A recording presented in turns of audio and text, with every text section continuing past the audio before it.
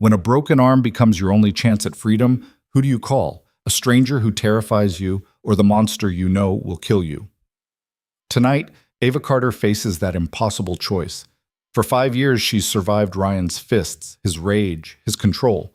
But survival isn't living, it's dying slowly. Now, trapped in a bathroom with a shattered arm and Ryan's footsteps closing in, she holds a card from the city's most dangerous man.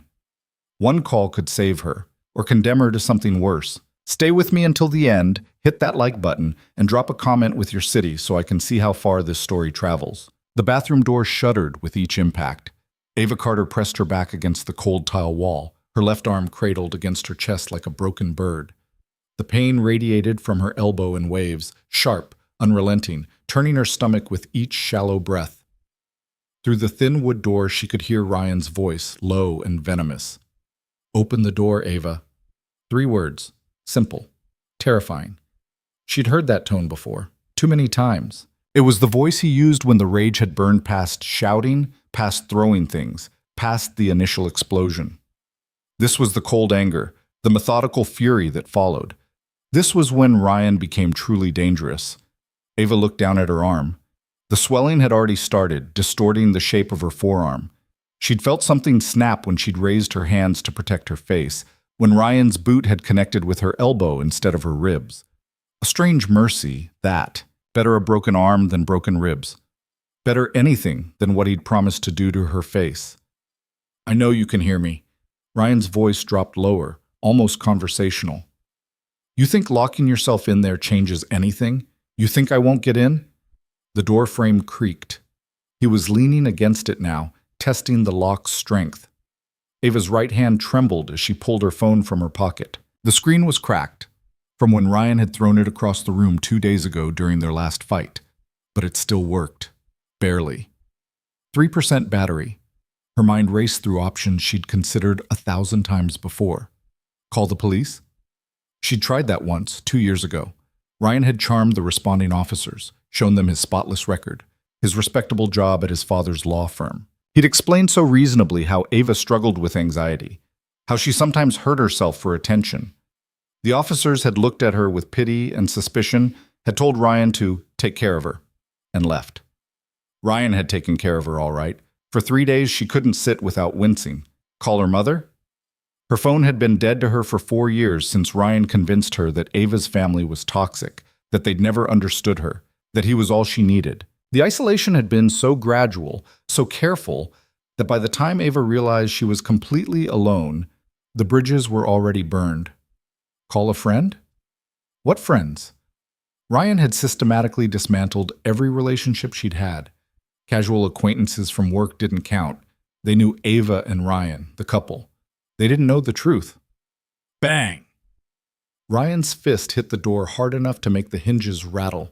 "Stop playing games, Ava. You're only making this worse for yourself." Her hand shook as she opened her contacts. The list was pathetically short. Ryan, Ryan's mother, her supervisor at work, the pizza place they ordered from. And one more. Her thumb hovered over the name, Luca Romano.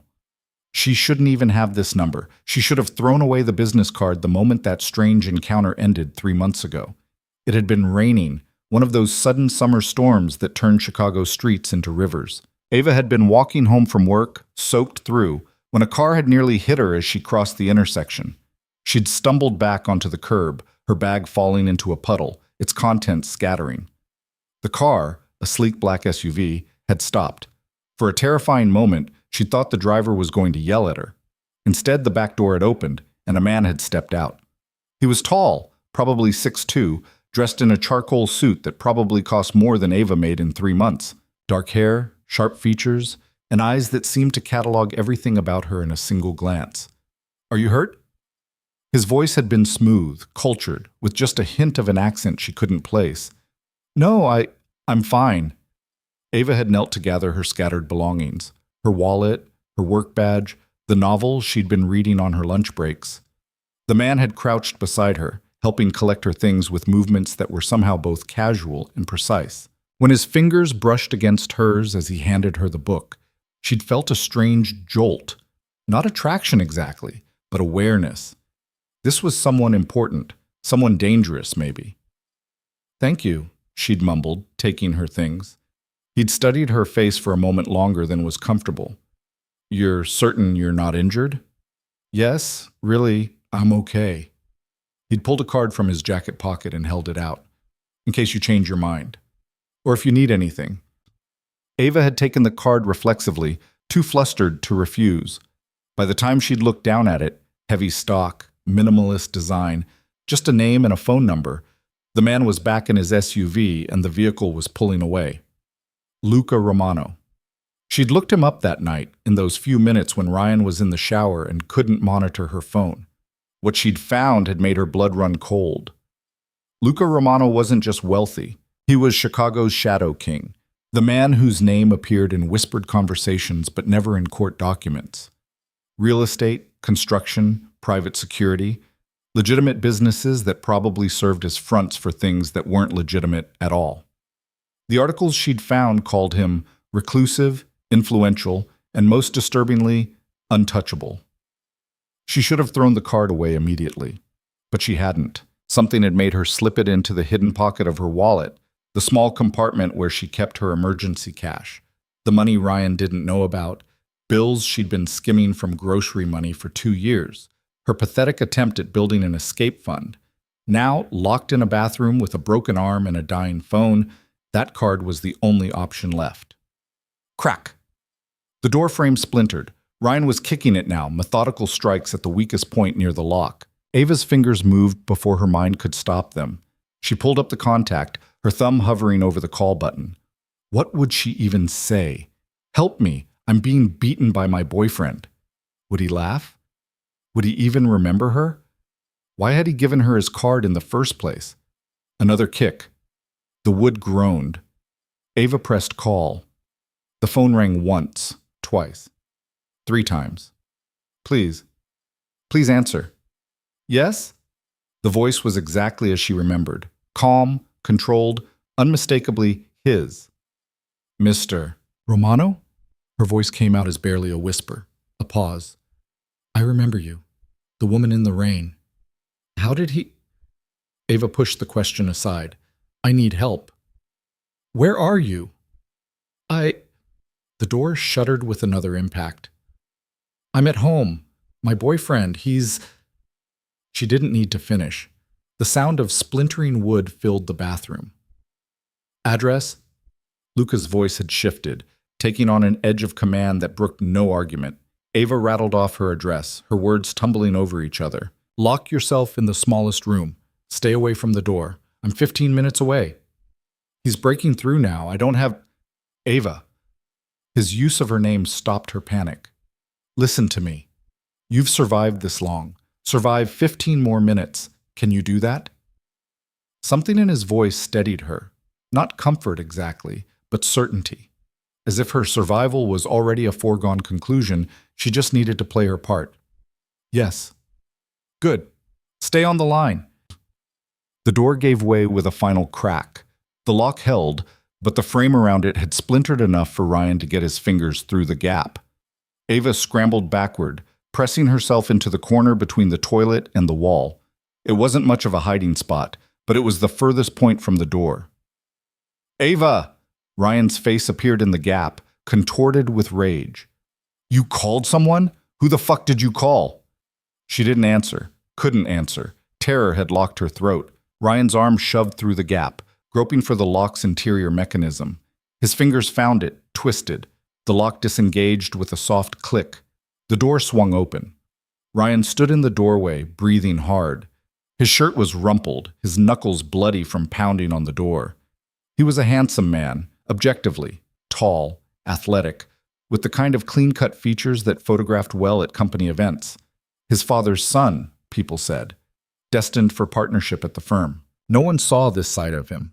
The fury barely contained beneath the surface, the cruelty that emerged when he felt his control slipping. Who did you call? He repeated, his voice dangerously quiet. No one, Ava whispered. His eyes dropped to the phone still clutched in her good hand. In 2 quick strides, he crossed the small bathroom and grabbed it from her. You're a terrible liar, Ava. He looked at the screen. His expression darkened. Luca Romano? Who the fuck is Luca Romano? Just someone who helped me once. Ryan's hand shot out, grabbing her broken arm. The pain was so intense that Ava's vision went white. She heard herself screaming as if from a great distance. You think you can call other men? You think I don't see what you're doing? Ryan's face was inches from hers, spittle flying with each word. You're mine, Ava. Mine, no one else's. You don't talk to other men. You don't… Ryan.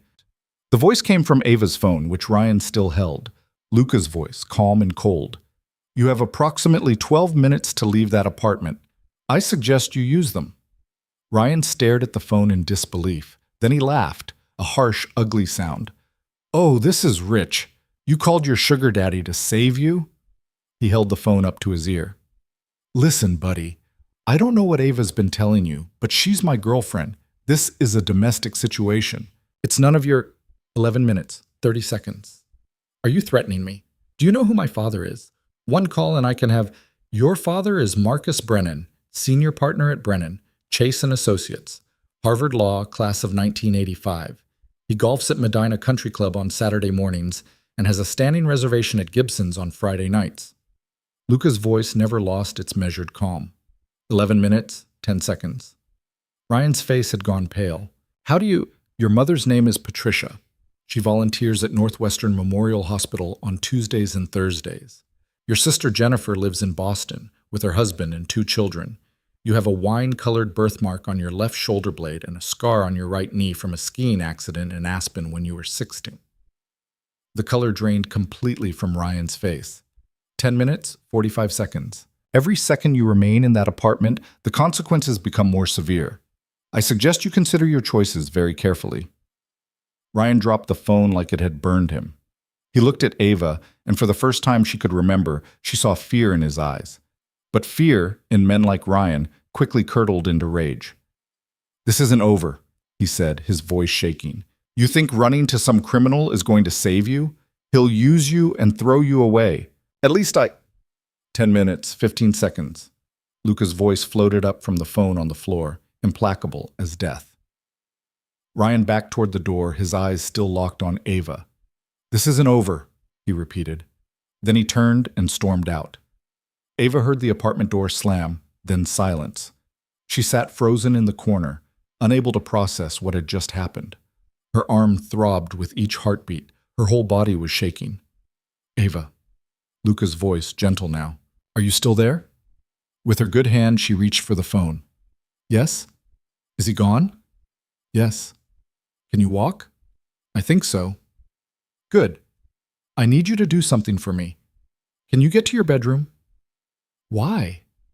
You'll need clothes. Pack a bag if you can. Essentials only. Medications, documents, anything you can't replace. I don't understand. You're not staying in that apartment tonight. Or any night. He knows where you live and he's angry. Men like him don't let go easily. The calm certainty in his voice made her shiver. Where am I supposed to go? Somewhere safe. We'll discuss details when I arrive. 8 minutes now. Can you pack? Ava looked down at her arm. I can't use my left hand. Then use your right. One bag. Whatever you can manage. Quickly now. Something in his tone made her move. She hauled herself to her feet, using the toilet for support. The bathroom spun, but she pushed through it. Her bedroom looked like a crime scene. Ryan had been looking for her phone before she'd locked herself in the bathroom. Drawers had been yanked open, their contents scattered. Her closet door hung askew. Ava grabbed the small duffel bag she used for the gym, back when Ryan still let her go to the gym. With one hand, packing was nearly impossible, but she managed to stuff in some underwear, a few shirts, jeans, her toothbrush from the bathroom, the photo album from her childhood hidden in the back of the closet. She paused at her desk. Her laptop sat there, but Ryan had installed monitoring software on it months ago. Nothing on it was private anymore. She left it. Her documents were in the file box on the top shelf. She stood on her toes, reaching for it, and gasped as the movement jarred her broken arm. The box tumbled down, paper scattering everywhere. 6 minutes, Luca's voice reminded her. Ava knelt awkwardly, gathering the important things. Her birth certificate, her social security card, her passport. She'd forgotten she even had one. She shoved them all into the front pocket of the duffel. At the bottom of the file box, her fingers found the envelope. Her escape fund. $2,347 in 20s and 10s, carefully accumulated over 2 years of lies and secret economies. She took it. "I'm packed," she said to the phone. "Good. Now get out of the apartment. Wait in the lobby." "What if he comes back?" "He won't. Not in the next 5 minutes. And I'm closer now." Ava shouldered the duffel bag and walked out of the apartment without looking back. She didn't lock the door. It didn't matter anymore. The elevator ride down to the lobby felt endless. Ava watched the floor numbers descend, each ding of the bell making her flinch. What if Ryan was waiting in the lobby? What if he'd just driven around the block, working up his courage to come back? But the lobby was empty except for Harold, the night doorman, who looked up from his phone with a startled expression. "Ms. Carter? Are you all right?" "Your arm—" "I'm fine, Harold, just waiting for a ride." He didn't look convinced, but he also didn't press. In a building like this, discretion was part of the job. Ava positioned herself near the door where she could see the street. Her phone battery was down to 1%. "Still there?" Luca's voice. "Yes." 2 minutes. Ava's legs felt weak. The adrenaline that had carried her this far was fading, leaving only pain and exhaustion in its wake. She leaned against the wall, cradling her arm. "Mr. Romano?" "Luca." "Luca, why are you doing this? You don't know me. We met once, for maybe 5 minutes."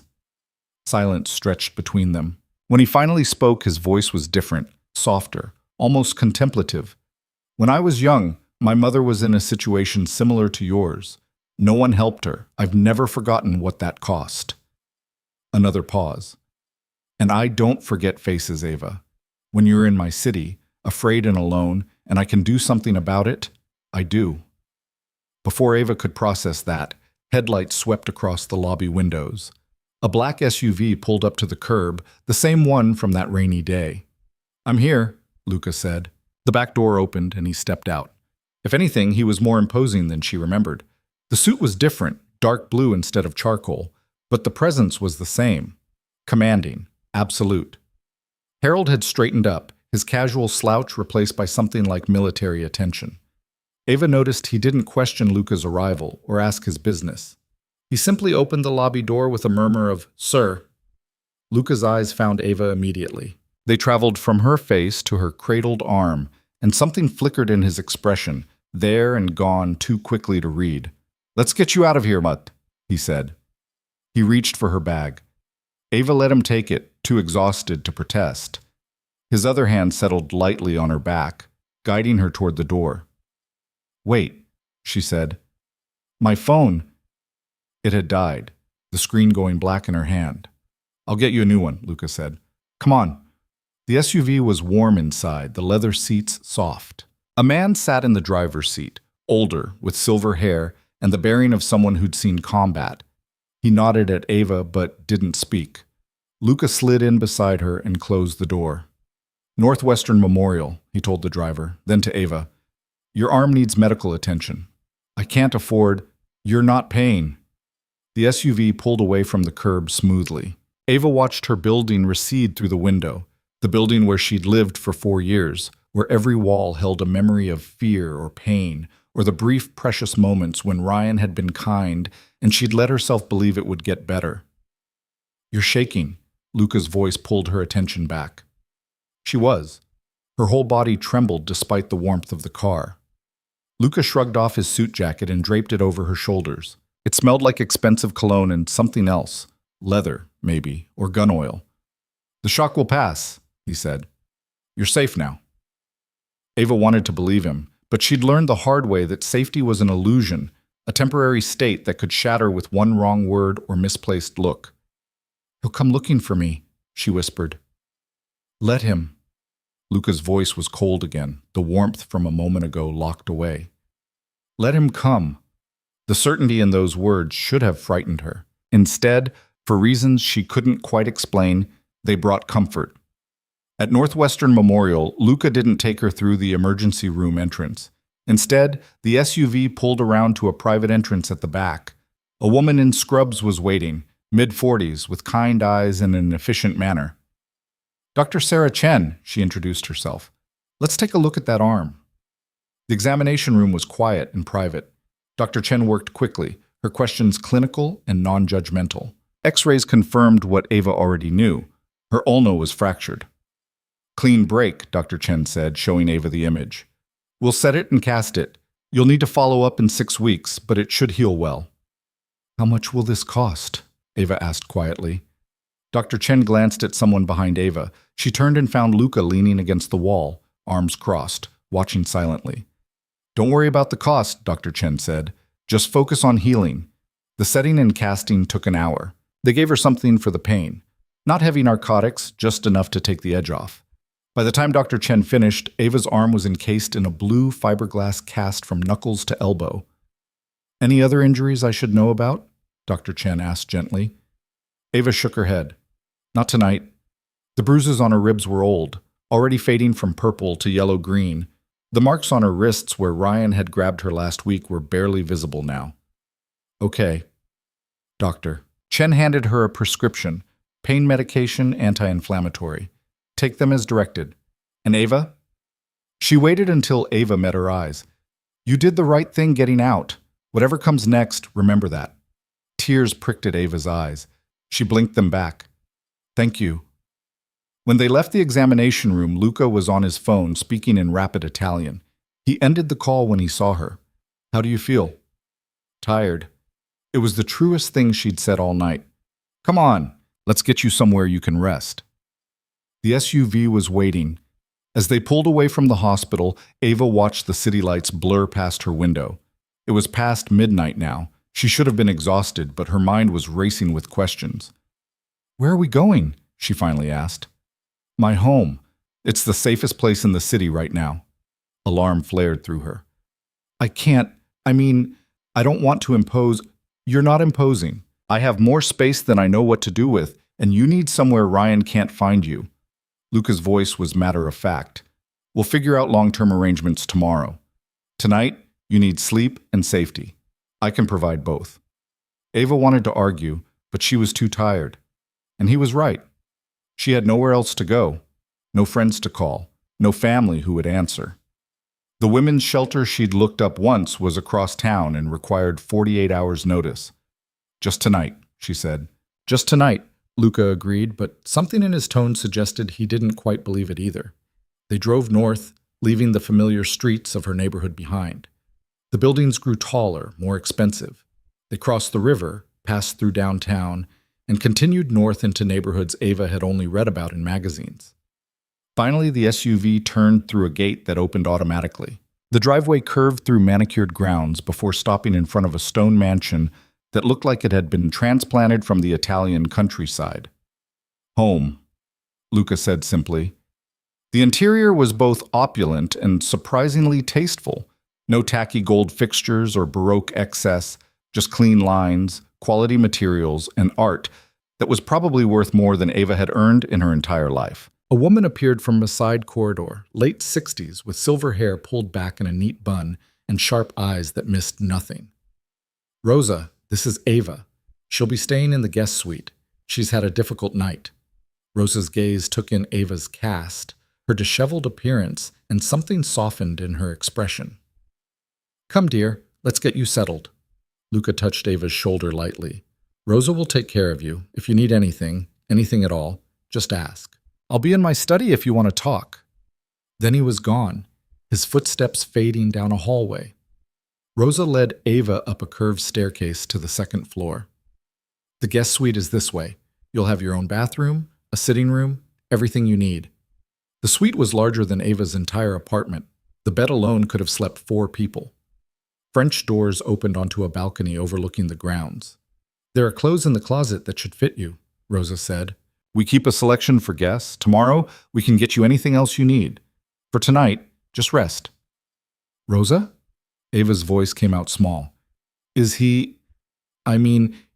Luca dangerous? Rosa smiled, but it didn't quite reach her eyes. Yes, but not to you, never to you. Mr. Romano has many rules he lives by, but the first is this. Those under his protection are sacred. You're safe here, child. Safer than you've been in a very long time. With that cryptic reassurance, Rosa left. Ava stood in the middle of the suite, her duffel bag at her feet, and felt the weight of the night finally crash down on her. Her legs gave out and she sank onto the edge of the bed, her good hand covering her face. She should cry. She should feel something. Relief, fear, gratitude, anything. Instead, there was only numbness and a question that kept circling through her mind. What had she just done?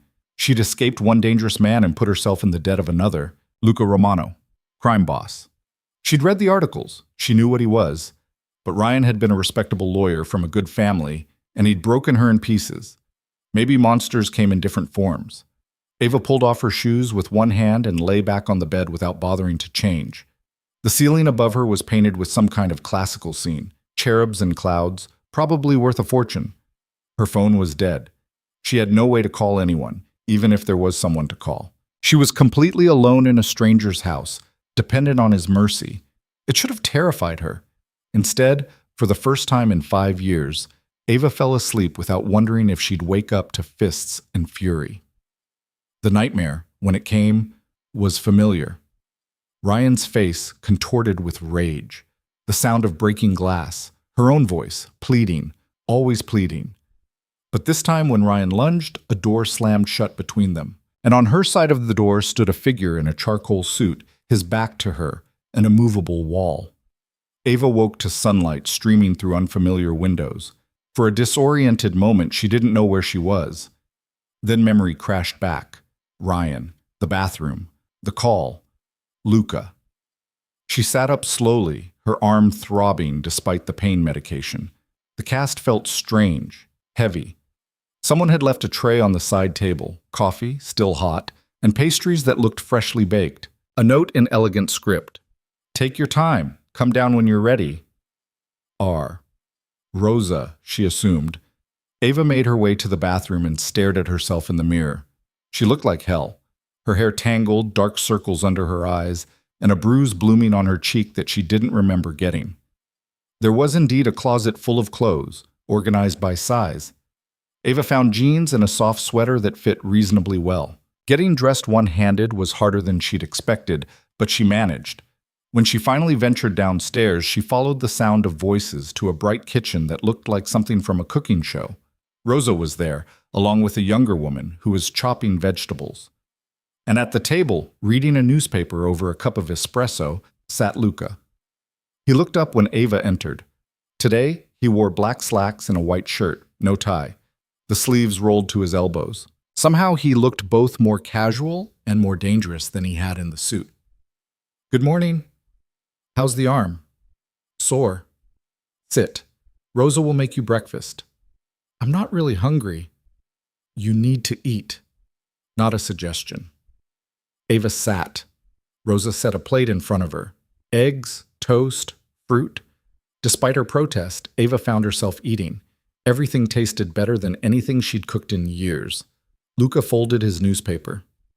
We need to discuss next steps. I should probably find a hotel.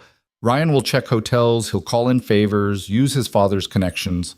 Hotels aren't safe. Then what am I supposed to do? I can't stay here indefinitely. Why not? The question threw her. Because I can't. I can't be in your debt like that. You're not in my debt. I made a choice to help.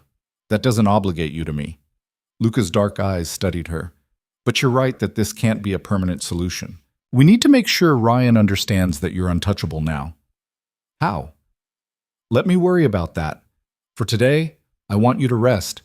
Tomorrow, we'll start building your new life. My new life? Ava set down her fork. I have a job. You have a job at a law firm where Ryan's father is senior partner. How long do you think you'll keep that position once Ryan starts whispering in the right ears? The truth of that hit her like a slap. She hadn't thought that far ahead. Of course, Ryan wouldn't let her keep her job. He'd poison that well the first chance he got. I have savings, $2,347. Luca's expression was neutral. It's not enough.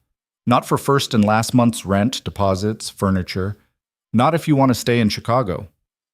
How do you know how much? Ava stopped. Of course he knew. He'd probably gone through her bag while she slept, cataloged everything she owned. The thought should have angered her, but she was too exhausted for anger. I'm not trying to trap you, Luca said quietly. I'm trying to help you see the situation clearly. You left everything behind last night, your apartment, your job, your old life. You can't go back. Ryan won't let you. So the question is, what do you want your new life to look like? Ava stared at her plate. I don't know. Then take some time to figure it out. You're welcome here as long as you need. No strings, no obligations. When you're ready to stand on your own, I'll help you do that too. Why? The question burst out of her. Why do you care? I'm nobody to you. Luca was quiet for a long moment. When he spoke, his voice was softer than she'd heard it. Because I can. Because I have resources most people don't. Because I remember what it looks like when someone is drowning and no one throws them a rope. He stood, picking up his espresso cup. Rest, Ava. Heal. Everything else can wait. He left her alone in the kitchen with Rosa, who clucked sympathetically and refilled Ava's coffee. He's a good man, Rosa said. People don't always see it, but he is. Ava wasn't sure if good was the right word for Luca Romano. But as she sat in his kitchen, safe and fed and free from fear for the first time in years, she thought maybe good didn't matter as much as effective. The day passed in a strange haze. Ava slept, woke, ate when Rosa insisted, and slept again. Her body was catching up on years of hypervigilance, finally allowing itself to rest. In the evening, Luca knocked on her door. There's someone here to see you. Ava's heart seized. Ryan? No, a lawyer. If you're ready to talk to her. A lawyer? I don't understand. You'll need a restraining order, probably other legal protections. I've retained someone who specializes in this kind of case. I can't afford. I'm paying for it. Luca, I can't let you You can, and you will. His voice was firm. This isn't charity, Ava. This is strategy. Ryan needs to understand that you're not alone anymore, that you have resources he can't match. Fear is the only language men like him understand. The lawyer was a woman in her 50s named Margaret Reeves, with steel gray hair and eyes that had seen everything twice. She spent an hour taking Ava's statement, her questions direct and unapologetic. I'll file for the restraining order first thing Monday morning, Margaret said when they finished. Given the evidence, the broken arm, the threats, we should get a temporary order immediately. I'm also going to pursue criminal charges. Criminal charges? Ava's voice shook. He'll fight it. His father's influence extends only so far. And trust me, once the legal machinery starts moving, Marcus Brennan will be more interested in protecting his firm's reputation than his son's freedom. Margaret's smile was sharp. Men like Ryan rely on their victims being too afraid to fight back. You're fighting back. That changes everything. After Margaret left, Ava found Luca on the back terrace. He stood at the railing, looking out over the darkening grounds, a glass of whiskey in his hand. Thank you, Ava said, for the lawyer, for all of this. You don't need to thank me. I do, though. She moved to stand beside him, careful to leave space between them. I just don't understand why you're doing it. Luca took a sip of his whiskey. When I was 10, my father was killed. Business dispute. It left my mother alone with 3 children and a lot of dangerous questions being asked. He stared out at the darkness. She had no protection, no resources. The people who killed my father made it clear that we were next if she talked. She lived in fear for 2 years before she finally found someone willing to stand between her and them. What happened? She got free, built a new life, raised her children. Luca's jaw tightened, but those 2 years broke something in her. She was never the same. I watched fear hollow her out from the inside. He turned to look at Ava, and his eyes were fierce. I can't give my mother those years back. But when I see someone else in that same situation, someone I have the power to help. He shrugged. It's not complicated. You needed help. I could provide it, so I did. Ava felt tears prickling her eyes. I don't know how to repay you. Don't. Just rebuild your life. Be happy. That's payment enough. They stood in silence for a while, watching the night settle over the city. Finally, Ava spoke. What happens next? With Ryan? He'll test the boundaries. Try to contact you, probably. We'll document everything, use it to strengthen the restraining order. Luca's voice was calm, clinical. Eventually, he'll realize he can't win, and he'll move on. And if he doesn't? Luca's smile was cold. Then he'll learn why most people in this city know better than to cross me. The words should have frightened Ava. Instead, they made her feel something she'd almost forgotten, protected. That night, she lay in the enormous guest bed and thought about the strange turn her life had taken. 24 hours ago, she'd been trapped in a bathroom, certain she was going to die. Now she was in a mansion, protected by a crime boss, with lawyers filing papers in her defense. It felt surreal, impossible. But the cast on her arm was real. The absence of fear in her chest was real. And somewhere in the house below, Luca Romano sat in his study, making calls and moving pieces on a chessboard Ava was only beginning to understand. She should be afraid of him. Everything she knew about him screamed danger. But when Ryan's face appeared in her mind, twisted with rage, promising violence, it was Luca's calm voice she heard. "You're safe now." And against all logic, all reason, Ava believed him. Outside her window, the city glittered in the darkness. Chicago, the city that had been her prison for 5 years, suddenly looked different. Bigger. Full of possibility. Ava closed her eyes and let herself imagine, for the first time in years, what freedom might actually feel like. The morning came too early, sunlight piercing through the curtains Ava had forgotten to close. She blinked awake, momentarily disoriented by the unfamiliar ceiling, the silence, the absence of Ryan's breathing beside her. Then reality settled back into place.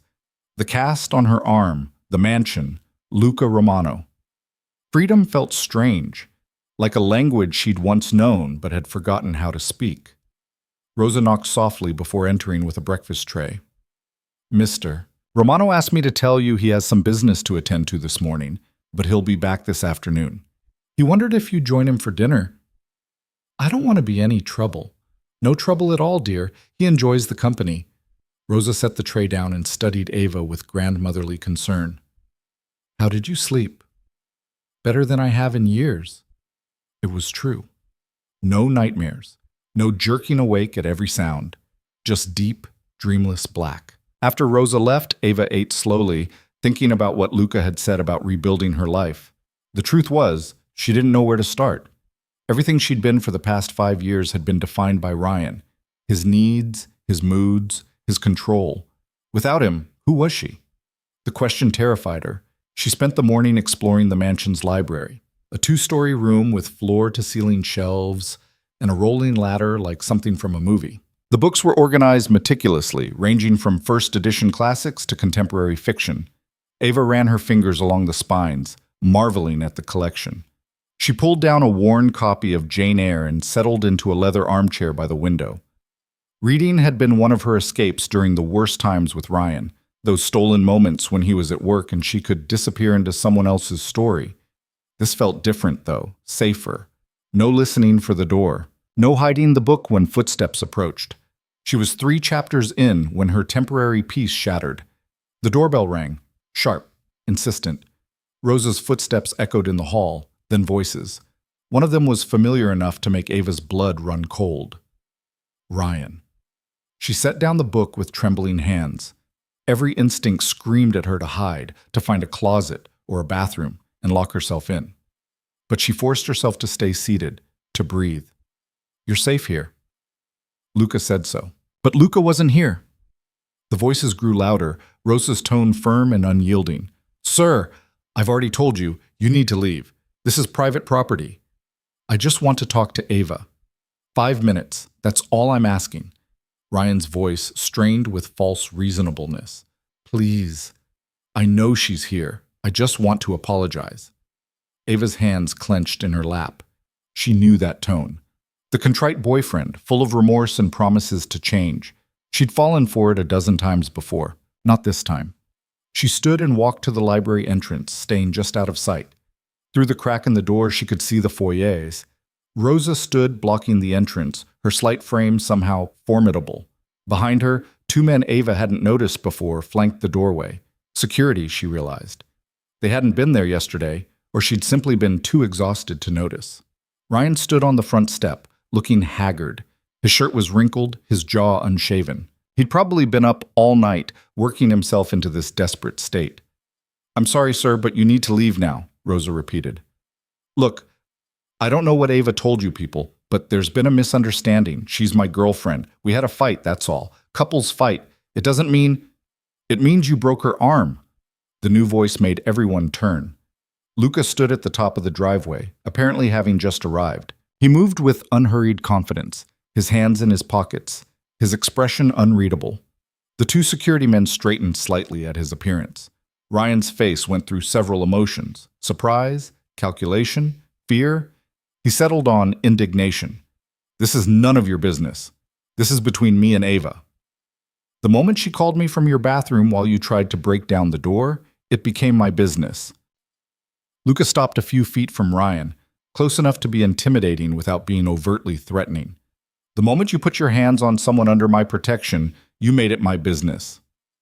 "Your protection?" Ryan laughed, but it came out shaky. "You don't even know her." "What? Did she promise you something? Is that it? Because I'm warning you, Ava's not what she seems. She's manipulative. She lies. Stop talking."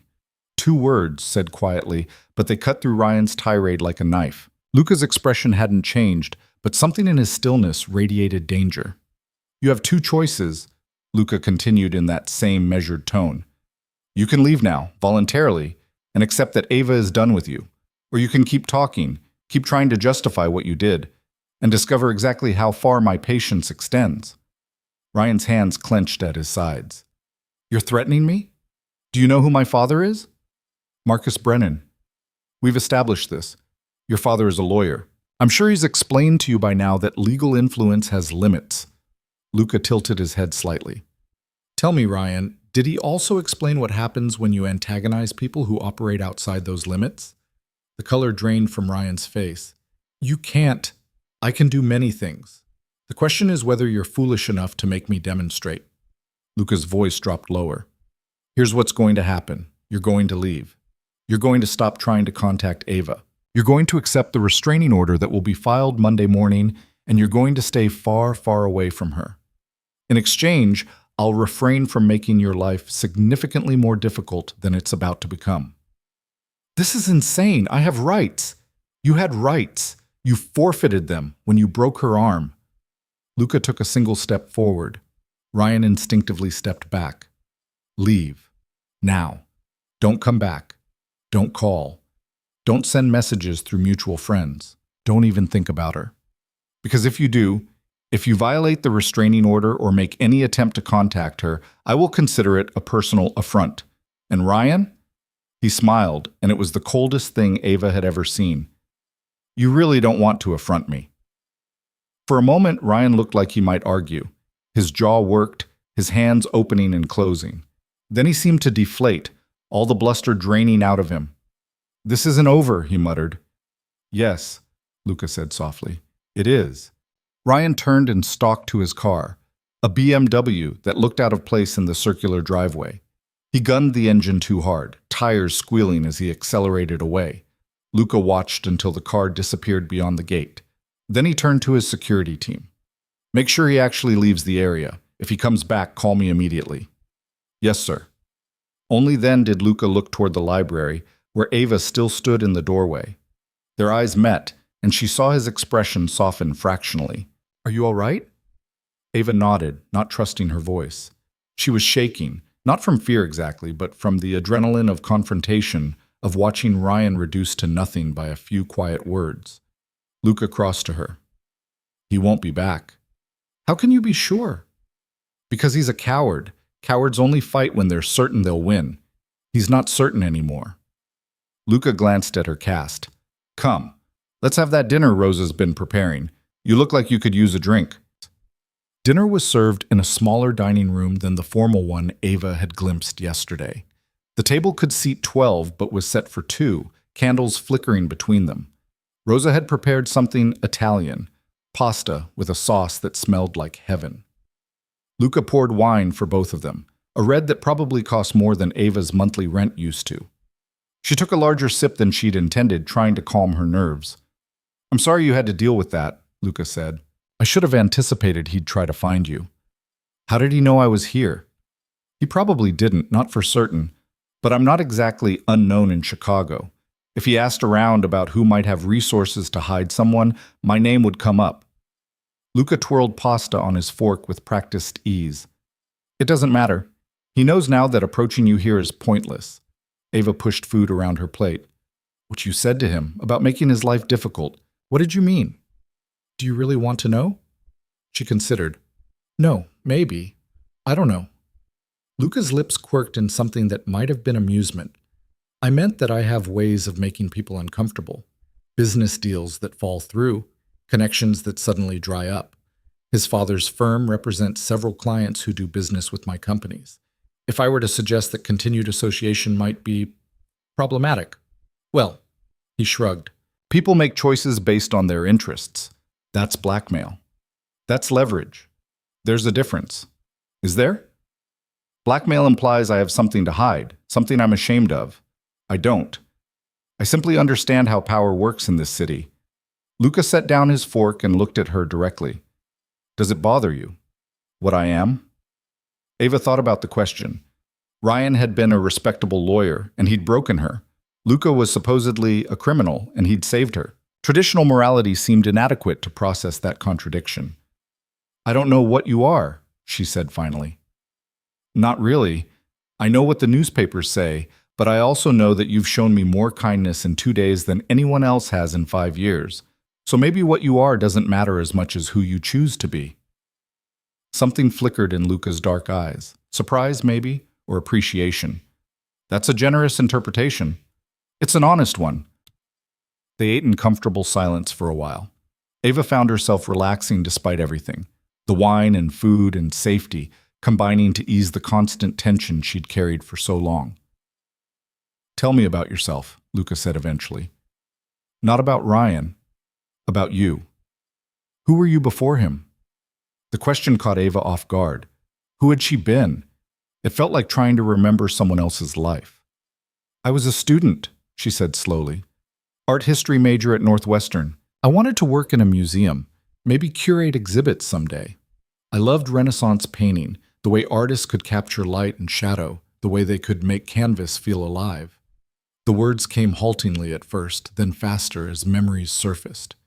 I used to spend hours at the Art Institute, just looking at paintings, studying the brushstrokes, imagining the artist's intentions. What happened? I met Ryan in my senior year. He was already working at his father's firm, visiting campus for recruitment. We started dating, and at first it was wonderful. He was charming, successful, seemed to have everything figured out. Ava took another sip of wine. After graduation, I was applying to museums, graduate programs, but Ryan convinced me to take a job at his father's firm instead, just temporarily, he said, until we got settled. The money was good, and I could always pursue my dreams later. But later never came. Later kept getting pushed back. There was always a reason. We needed to save for an apartment, or his career needed my support, or I was being selfish for wanting something that wouldn't contribute to our future together. Ava's voice hardened. By the time I realized what was happening, I was completely isolated. All my friendships from college had faded. My family thought I'd chosen Ryan over them. The job at the firm paid well but kept me dependent on his father's goodwill. I was trapped. Luca listened without interrupting, his attention complete and unwavering. The hitting started about 2 years in, Ava continued, surprised at how easily the words were flowing now. Maybe it was the wine, or the safety, or just the desperate need to tell someone. Just once at first. He apologized, cried, swore it would never happen again. I believed him. Then it was twice. Then it became normal. And somehow I convinced myself it was my fault. If I just didn't argue so much, didn't provoke him, didn't question his decisions. It was never your fault. The certainty in Luca's voice made Ava's eyes sting with unshed tears. I know that now, or I'm trying to know it. But 5 years of being told you're the problem, that you're too sensitive or too difficult or too something, it gets inside your head. Yes, Luca said quietly. It does. Something in his tone made Ava look up. You said your mother was in a similar situation. She was. My father was complicated. Brilliant and charismatic, but violent when he drank, which was often. Luca's jaw tightened. After he died, she finally told me things I'd been too young to understand when it was happening. The fear, the isolation, the way he'd convinced her that leaving would mean losing everything, her children, her home, her dignity. Sound familiar? Very. She survived because someone finally helped her. A man named Marco who worked for my father and felt guilty about what he'd enabled. He made sure we had protection, resources, a way out. Luca's eyes were distant, looking at something Ava couldn't see. I was too young to help her then, but I'm not anymore. When I can be Marco for someone else, I am. Ava felt something shift in her understanding of the man across from her. That's why you gave me your card that day in the rain. You saw something. I saw someone who was afraid, who flinched when I approached too quickly, who apologized for things that weren't her fault. Luca's gaze refocused on her. I've seen that look before. I know what it means. And you just give your card to random women you think might need help? Not random, and not often, but when I recognize the signs. He shrugged. Yes, sometimes they call. Most don't. You did. I didn't think you'd answer. I always answer. They finished dinner as the candles burned lower. Rosa appeared to clear plates and bring espresso and small pastries that melted on the tongue. She fussed over Ava's cast, making sure she was taking her pain medication, then disappeared again with a knowing smile. She likes you, Luca observed. She's very kind. She's very particular. She ran this household for my mother when I was young, came with me when I established my own home. She doesn't warm to people easily, but when she does, her loyalty is absolute. He smiled slightly. Consider yourself approved. Later, Luca walked Ava to the library and pulled several books from the shelves. Art history texts, museum catalogs, exhibition reviews. I thought you might want these, he said, to remember who you were, who you still are, underneath everything Ryan tried to take from you. Ava cradled the books against her chest with her good arm, blinking back tears. Thank you. Get some rest. Tomorrow we start building your new life in earnest. But sleep didn't come easily that night. Ava lay in the enormous bed, mind churning with questions and possibilities. What did she want? Not what Ryan had wanted for her, not what her parents had expected, not what safety or fear demanded. What did Ava want? The question was both liberating and terrifying. She thought about museums, about standing in front of paintings and feeling that connection to something larger than herself. She thought about independence, about having her own apartment where no one monitored her movements or questioned her choices. She thought about therapy, about unpacking 5 years of trauma until she could breathe without that constant weight on her chest. And she thought about Luca, the strange, dangerous man who'd shown her more respect in 2 days than Ryan had in 5 years. The next morning brought Margaret Reeves, the lawyer, with a stack of papers. Restraining order filed, Margaret announced briskly. Given the evidence and the emergency circumstances, the judge granted a temporary order immediately. Full hearing is scheduled for next week, but I don't anticipate any problems. Ryan's lawyer already contacted me about a settlement discussion. Settlement? Ava blinked. But I haven't sued him for anything. Not yet. But his lawyer is smart enough to see where this is headed. Medical bills, pain and suffering, possibly criminal charges. They want to head it off at the pass. Margaret's smile was sharp. Which gives us leverage. We can negotiate for what you actually want. Assurance that he'll leave you alone permanently. What kind of assurance? A legally binding agreement.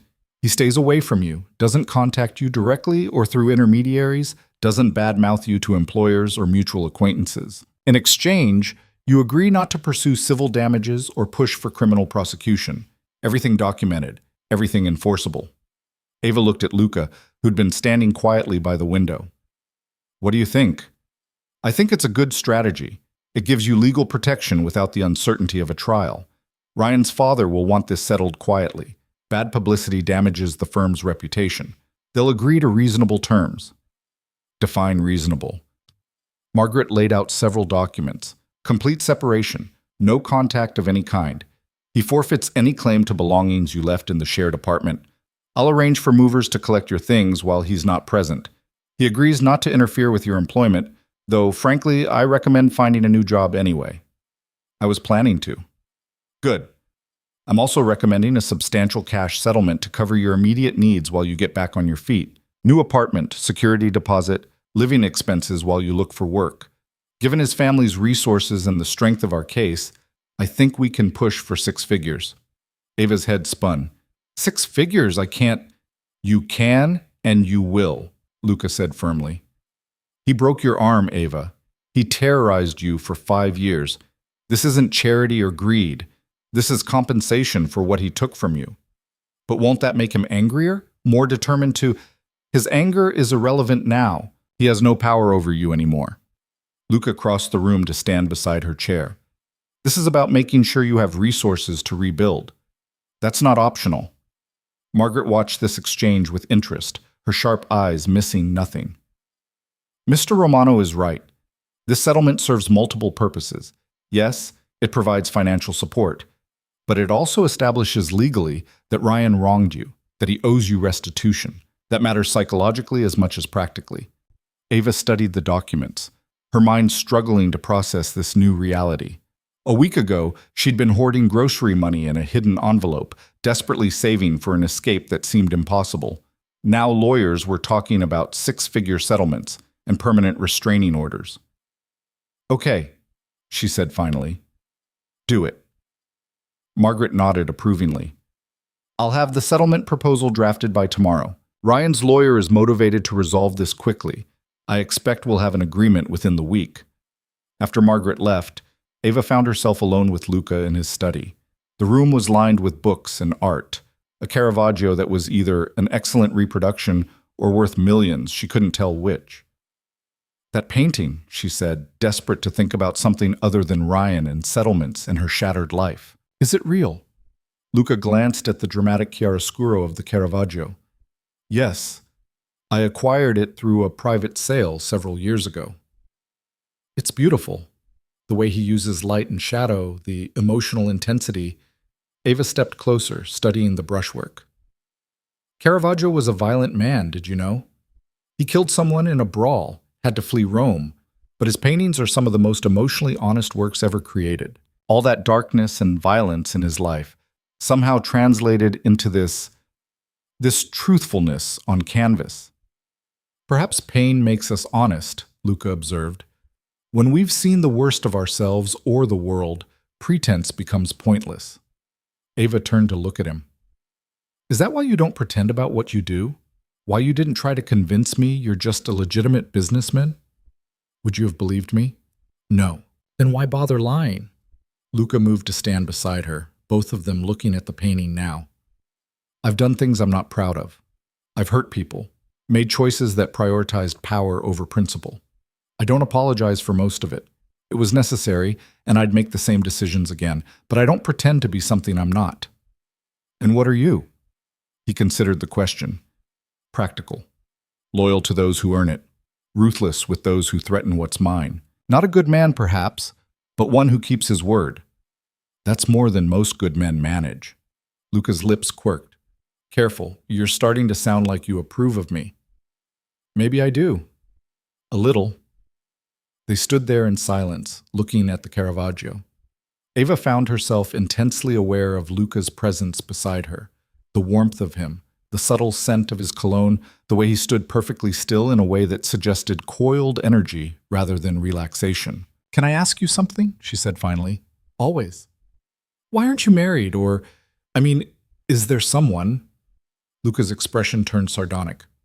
Are you asking if I have a wife who might object to a woman staying in my home? I suppose I am. No wife, no girlfriend, no entanglements. He paused. I've had relationships, but nothing serious. My life doesn't lend itself to domestic stability. Because of what you do?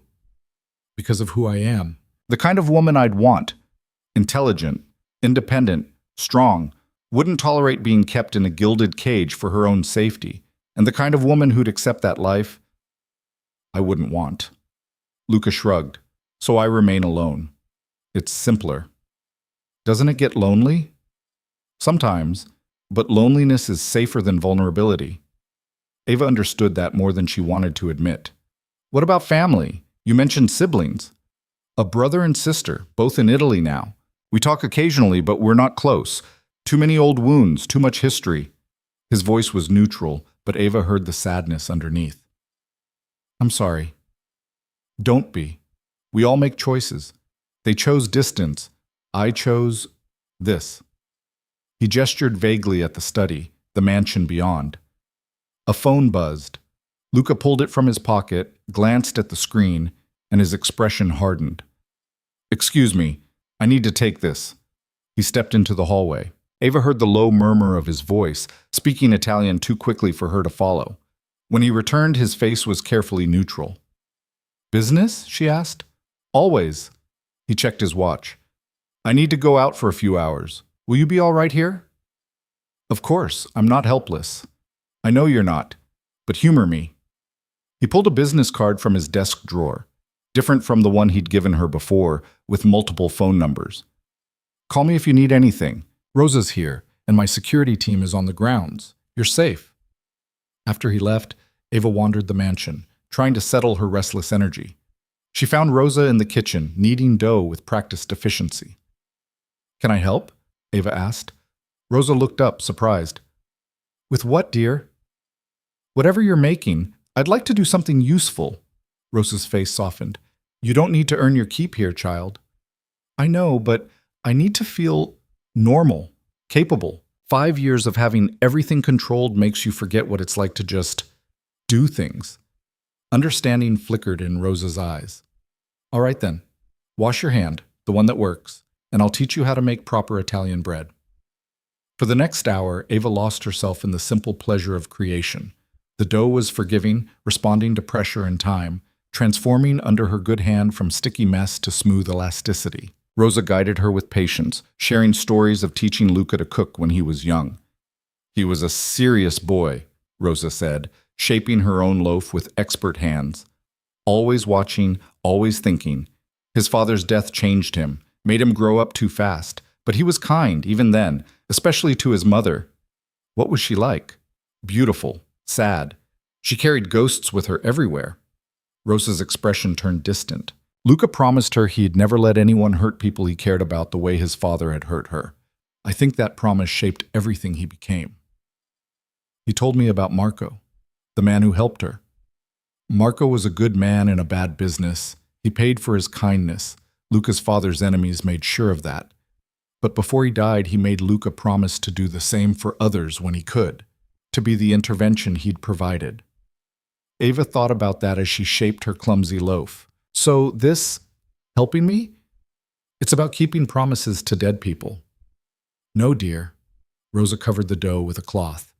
It's about being the man his mother raised him to be, despite everything else he's had to become. The bread rose and baked, filling the kitchen with warmth and yeasty comfort. When Ava pulled her misshapen loaf from the oven, she felt an absurd pride in its golden brown crust. It's perfect, Rosa declared. Tomorrow I'll teach you focaccia. Luca returned at sunset, looking tired in a way that had nothing to do with physical exhaustion. He accepted the slice of bread Ava offered with a faint smile. You've been learning from Rosa. She's a good teacher. The best. He ate slowly, some of the tension easing from his shoulders. This is good. Better than my first attempt. Mine was dense as a brick. They ate dinner together again, falling into a pattern that felt both strange and comfortable. Luca asked about her day, seemed genuinely interested in her bread-making tutorial. He told her about his business, carefully edited, she suspected, but honest about the challenges of managing complex operations. Do you ever wish you'd done something else? Ava asked. Chosen a different path? Luca considered. Sometimes, but wishing for a different past is pointless. I can only work with who I am now, what I've built. Who do you think you'd have been if circumstances were different? A lawyer, maybe? Or an architect? I've always been drawn to the idea of building things, creating structures that last. His smile was self-deprecating. Instead, I became someone who operates in shadows and makes problems disappear. You help people too. That counts for something. Does it? Or is it just self-serving redemption for things I can't undo? The question hung between them, heavy with implications Ava wasn't ready to examine. Later, in her room, she found a package on her bed. Inside was a new phone, top of the line, already activated. A note in Luca's precise handwriting. So you're not cut off from the world. My number is already programmed in. L. Ava powered it on and stared at the empty contacts list. She could call her mother. After 4 years of silence, she could bridge that gap Ryan had created. Her finger hovered over the dial pad. What would she even say? Sorry I disappeared. I was trapped in an abusive relationship. I'm staying with a crime boss now, but don't worry, he's actually quite nice. She set the phone down without calling. Some bridges took more than a phone call to rebuild. Instead, she opened the browser and searched for job listings at museums. The Art Institute was hiring for an assistant curator position, entry level, but a start. The Museum of Contemporary Art needed a coordinator for their education programs. Smaller galleries throughout the city advertised for various roles. She could do this. Build a new life. Become the person she'd almost been before Ryan erased her. The thought was both exhilarating and terrifying. A soft knock interrupted her spiral. Lucas stood in the doorway, changed from his suit into casual clothes that made him look younger, more approachable. I saw your light on. Everything all right? Ava gestured at the phone. Thank you for this. I was just trying to figure out where to start. Start small. One call, one application, one step at a time. He leaned against the doorframe. Rome wasn't built in a day, and neither are new lives. Is that how you did it? After your father died, after everything changed? More or less, I focused on what I could control, protecting my mother, keeping my siblings safe, building something stable. Everything else came gradually. Ava looked at him, really looked. Under the expensive clothes and controlled demeanor, she saw someone who understood what it meant to rebuild from ruins. Thank you, she said quietly, for all of this. I know I keep saying it, but then stop. You don't owe me gratitude, Ava. You owe yourself a future. Focus on that. After he left, Ava lay in bed and let herself feel something she'd almost forgotten. Hope. Tomorrow she'd start applying for jobs. Next week the settlement would be finalized. Soon she'd have her own apartment, her own life, her own choices. The broken arm would heal, the fear would fade. And maybe, eventually, she'd become someone she could be proud of. Outside, the city lights glittered like promises waiting to be kept. The settlement papers arrived on Thursday morning, delivered by Margaret Reeves with the satisfied expression of a predator who'd cornered her prey. $200,000, Margaret announced, spreading the documents across Luca's dining table. Plus the restraining order made permanent, forfeiture of all shared property, and a confidentiality clause that prevents him from discussing you or the settlement publicly. Ava stared at the number until it stopped looking like real digits. 200,000? His lawyer tried to lowball at 50. I countered at 300. We settled in the middle. Margaret's smile was razor sharp. Marcus Brennan wanted this buried quickly. The firm can't afford whispers about domestic violence in the senior partner's family. Bad for recruitment, bad for client relations. So they paid. When do I sign? Whenever you're ready, but read it thoroughly first. Make sure you understand what you're agreeing to. Luca appeared in his doorway, coffee in hand. He must have just showered, his hair was still damp, and he wore a casual shirt instead of his usual suits. It made him look younger, less intimidating. Margaret, he greeted. Everything in order? Perfect order. Your recommendations were very helpful in structuring the terms. She glanced between them with open curiosity. This is probably the smoothest settlement negotiation I've ever conducted. Ryan's lawyer was almost desperate to close the deal. Fear is a powerful motivator, Luca said mildly. Margaret gathered her papers. I'll leave you to review everything. Call me when you're ready to sign, Ava. We can finalize this by Monday. After she left, Ava read through the settlement agreement slowly, Luca sitting across from her in patient silence. The legal language was dense, but the meaning was clear. Ryan would pay for what he'd done, and in exchange, Ava would move on with her life and never speak his name in public again. It feels like letting him off easy, she said finally. Does it? Luca's tone was neutral. He's paying $200,000, lost you permanently, has a restraining order that will follow him for years, and knows that any violation will bring consequences far beyond legal ones. His father's firm will watch him like a hawk now. His reputation among people who matter is damaged beyond repair. That's not getting off easy. But he's not in jail. Jail would require a trial, A trial would require you to testify, to relive everything publicly, to be cross-examined by lawyers whose job is to make you look unstable or vindictive. It would take months, maybe years. And there's no guarantee of conviction. Luca leaned forward. This way, you get compensation, legal protection, and freedom to rebuild without being trapped in the legal system for the next year. That's not mercy to Ryan. It's mercy to yourself. Ava looked down at the papers, feeling the weight of the decision. You think I should sign? I think you should do whatever gives you peace. If that means pursuing criminal charges, I'll support that too. But if this settlement lets you close this chapter and move forward, he shrugged, then yes, I think you should sign. She picked up the pen Margaret had left, feeling its weight in her hand. With 2 signatures and a date, she could end this. No more Ryan, no more fear, no more looking over her shoulder. Ava signed. Good, Luca said quietly. Now the real work begins. The real work started with an email. Ava sat in the library with her new phone, staring at the message she'd drafted to the Art Institute's hiring manager. Her finger hovered over send for 5 full minutes before she finally pressed it. Done? Luca asked from the doorway. He'd been giving her space but checking in periodically, like he knew how hard this was. Application submitted, along with 3 others. Ava set the phone down with shaking hands. I haven't applied for a job in 5 years. What if I'm not qualified anymore? What if they look me up and find out about Ryan and Ava?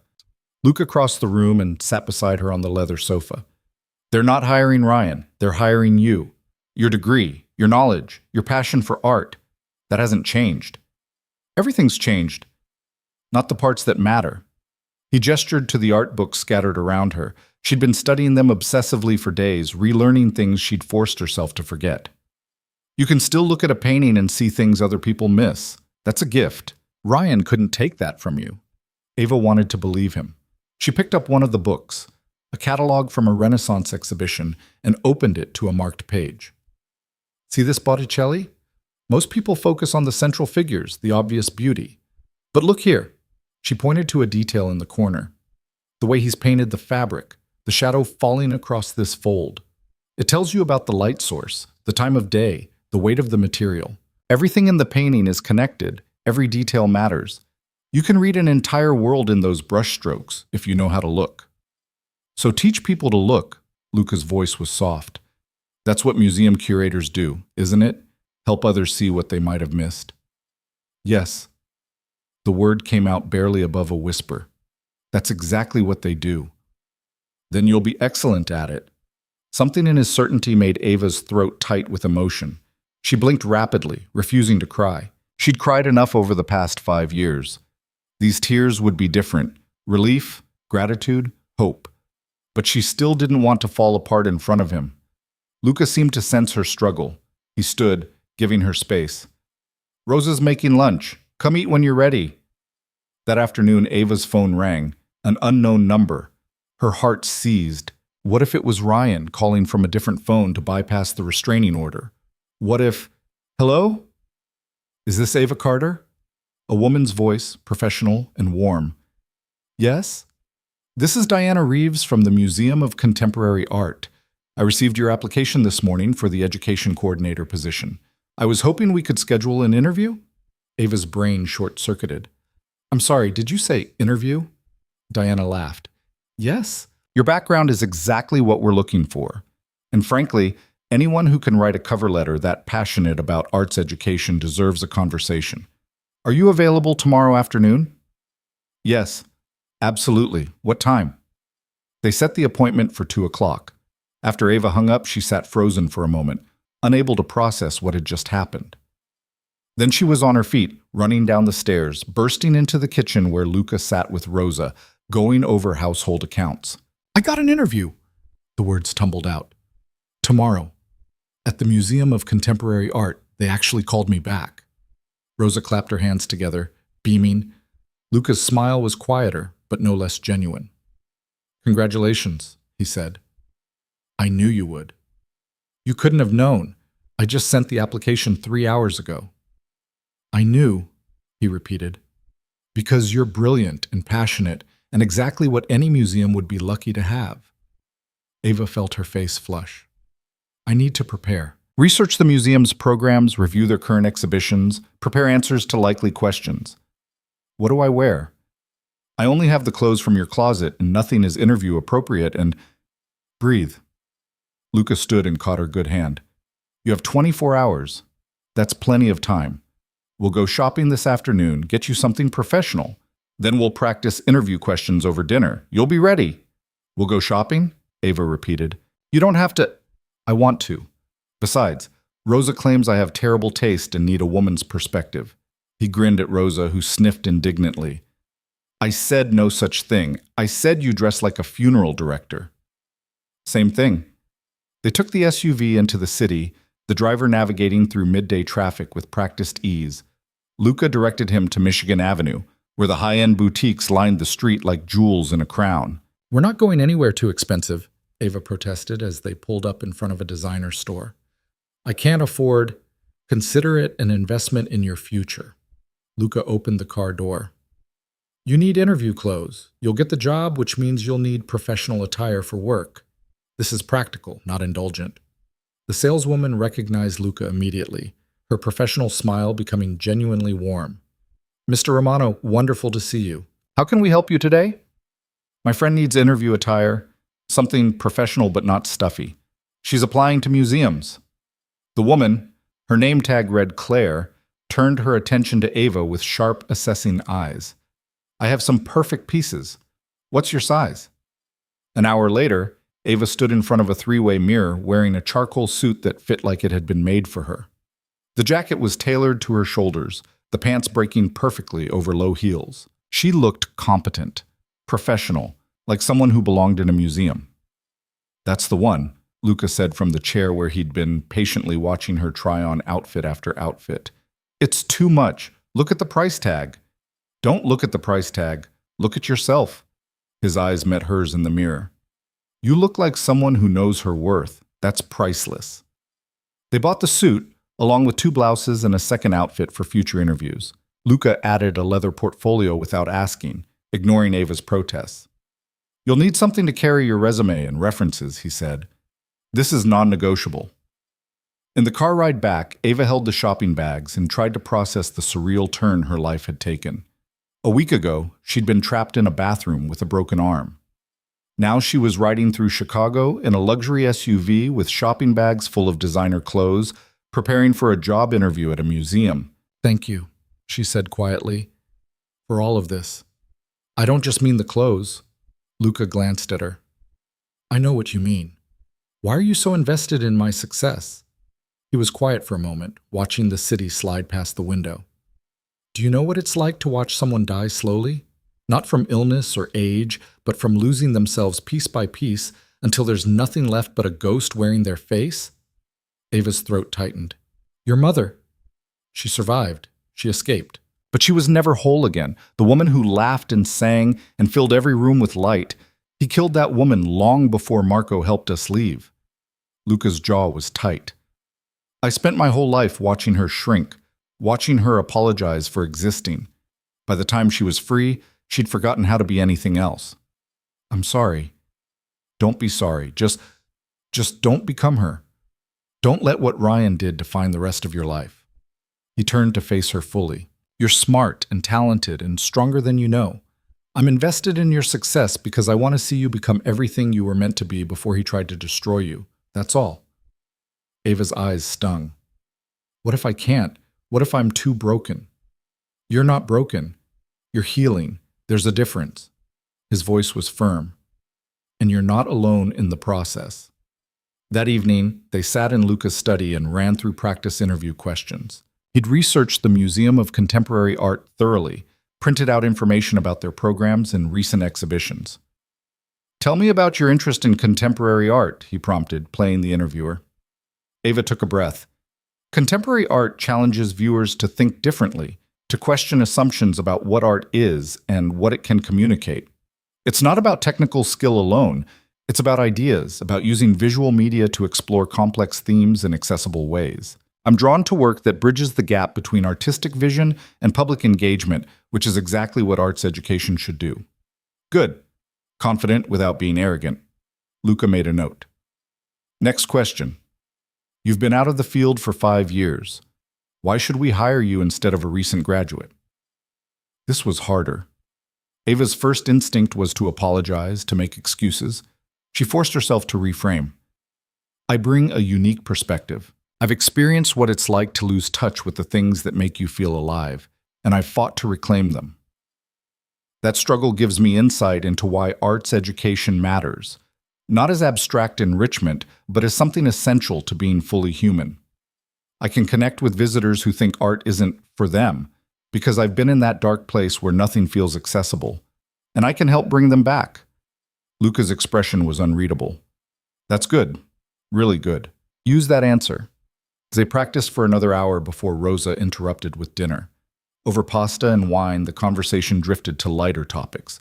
Luca's opinions on various artists, surprisingly informed, Ava's favorite exhibitions from her student days, debates about whether contemporary art would be remembered in 100 years.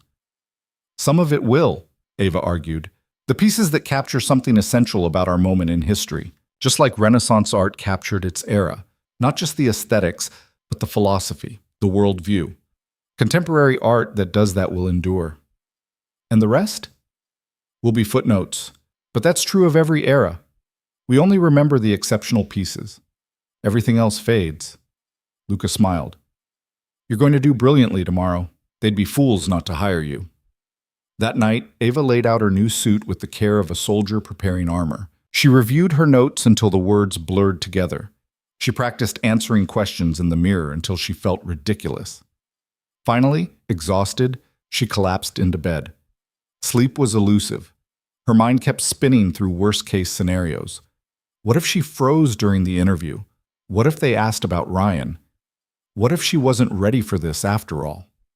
Around midnight, she gave up and wandered downstairs. The mansion was quiet, most lights off.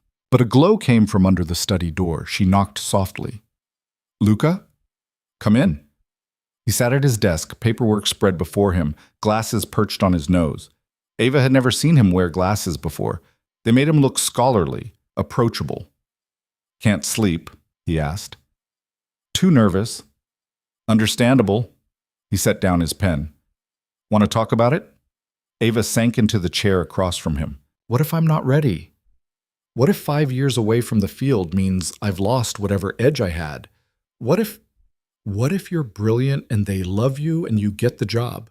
Luca interrupted gently. Those scenarios are equally possible. Why assume the worst? Because hoping hurts more when it doesn't work out, and not hoping guarantees you've already failed. He removed his glasses, rubbing the bridge of his nose. I understand the impulse to protect yourself, Ava, but you can't build a new life from a place of fear. Eventually, you have to risk hoping again. Is that what you do? Hope? Luca's smile was sad. No. I plan, I strategize, I control what I can. Hope requires trust I don't have. But that's my limitation, not yours. You're capable of more. You trust me. I do. Why? You barely know me. He considered the question seriously. I know that you survived 5 years of hell and still have compassion in your eyes. I know that you look at art with the kind of joy most people reserve for love. I know that you're brave enough to rebuild from nothing. That's enough. Ava felt something shift in her chest, a wall crumbling, a door opening. You're a good man, Luca Romano. I don't care what the newspapers say. The newspapers are mostly accurate. I'm dangerous, ruthless, and morally compromised by any conventional standard. He paused. But with you, I choose to be better. That counts for something. It counts for everything. They sat in comfortable silence for a while, the weight of unspoken things hanging between them. Finally, Ava stood. I should try to sleep. Long day tomorrow. Ava, Luca's voice stopped her at the door. You're going to be extraordinary. I believe that completely. His certainty wrapped around her like armor. Thank you. Sleep came easier after that. The Museum of Contemporary Art occupied a striking building on East Chicago Avenue, all clean lines and glass. Ava arrived 15 minutes early, her new portfolio tucked under her arm, her heart hammering against her ribs. Diana Reeves was younger than Ava expected, maybe 40, with intelligent eyes and a warm handshake. She led Ava through the museum's administrative offices, asking casual questions that felt like stealth assessment. The interview itself lasted an hour. Diana and two other staff members asked about Ava's educational background, her approach to arts education, her ideas for engaging diverse audiences. Ava drew on everything she'd practiced with Luca, but also let her genuine passion show through. When Diana asked about the gap in her employment history, Ava took a breath and chose honesty over fabrication. I was in a relationship that became unsafe. It took me longer than it should have to leave, and when I finally did, I had to rebuild everything from scratch. That experience taught me about resilience and the importance of finding things that anchor you when life becomes unstable. For me, that was art. It reminded me who I was underneath everything. That's why this work matters to me, not as an abstract concept, but as a lifeline. The room was silent for a moment. Then Diana nodded slowly. Thank you for being honest. That can't have been easy to share. It wasn't, but I'm learning that hiding from the truth doesn't make you stronger. Facing it does. After the interview, Diana walked Ava back to the entrance. We have 2 more candidates to interview, but I'll be in touch by early next week. You did really well today. Thank you. This place is incredible. It is, Diana smiled. I hope we'll be seeing you again. Ava walked out into the afternoon sun feeling lighter than she had in years. She'd done it, faced her fear, answered honestly, showed them who she was. Whether she got the job or not, she'd proven to herself that she could do this. Her phone rang as she reached the corner. Luca. How did it go? I think it went well, really well. I knew it would. Are you ready to be picked up? Actually, I think I'll walk for a bit. It's a beautiful day. There was a smile in his voice. Take your time. I'll see you at home. Home. The word settled over her strangely. Luca's mansion wasn't home, she knew that, but it was the closest thing she'd had to safety in 5 years. Eventually, she'd need to leave, to find her own space. But not yet. Not until she was ready. Ava walked along Michigan Avenue, looking at the city with new eyes. The buildings seemed less oppressive, the crowds less threatening. She was just another person going about her day, no one watching or controlling or questioning her movements. She stopped at a cafe and bought herself coffee. A small luxury, but hers alone. Sat at an outdoor table and people watched, savoring the simple freedom of existing without fear. Her phone buzzed with a text. An unknown number. Her stomach dropped. Ryan? But the message read, Ms. Carter, this is Margaret Reeves. The settlement has been finalized and the funds transferred to the account we established for you. Congratulations on your freedom. $200,000, sitting in an account with her name on it. Money that meant options, independence, security. Ava stared at the message until the screen went dark. Then she stood, threw away her empty cup, and started walking toward the train that would take her back to Luca's neighborhood. She had a settlement. She had an interview that went well. She had people who believed in her. She had, for the first time in 5 years, a future that belonged to her alone. The thought was terrifying and exhilarating in equal measure. When she arrived back at the mansion, she found Luca in the garden, reviewing documents on a tablet. He looked up when she approached.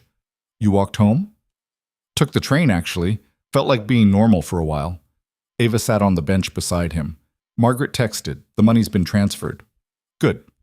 That's settled then. I could start looking for apartments now. Get out of your hair. Luca set down the tablet. Is that what you want? I don't know what I want. That's the problem. Ava's voice cracked slightly. For 5 years, someone else decided everything. What I wore, where I went, who I talked to. Now I have all this freedom, and I don't know what to do with it. So take your time figuring it out. There's no rush. I can't stay here forever. Why not? Luca's expression was serious. I'm not asking you to, but you don't have to leave before you're ready either. Get the job first. Build some stability. Then decide where you want to live. That could take weeks. Then it takes weeks. He shrugged. I have the space. You're not a burden. Stay as long as you need. Ava looked at him. This complicated, dangerous man who'd shown her more kindness than she'd known existed. Why are you so good to me? I told you. I know what you told me. About your mother, about Marco, about keeping promises. But it's more than that, isn't it? Luca was quiet for a long moment. When he spoke, his voice was careful. Maybe it is. Maybe somewhere in this arrangement, I started caring about more than just keeping old promises. Maybe watching you find your strength again has been, he paused, searching for words, meaningful, in ways I didn't expect. Ava's breath caught. Luca? Don't. He held up a hand. I'm not asking for anything. You need space to heal, to find yourself again. I understand that, but I won't lie and pretend this is purely altruistic anymore. You matter to me, Ava, as a person, as someone I admire. That's the truth. The admission hung between them, charged with implications neither was ready to fully examine. You matter to me too, Ava said quietly. More than I probably should allow, given everything. Given everything, Luca agreed.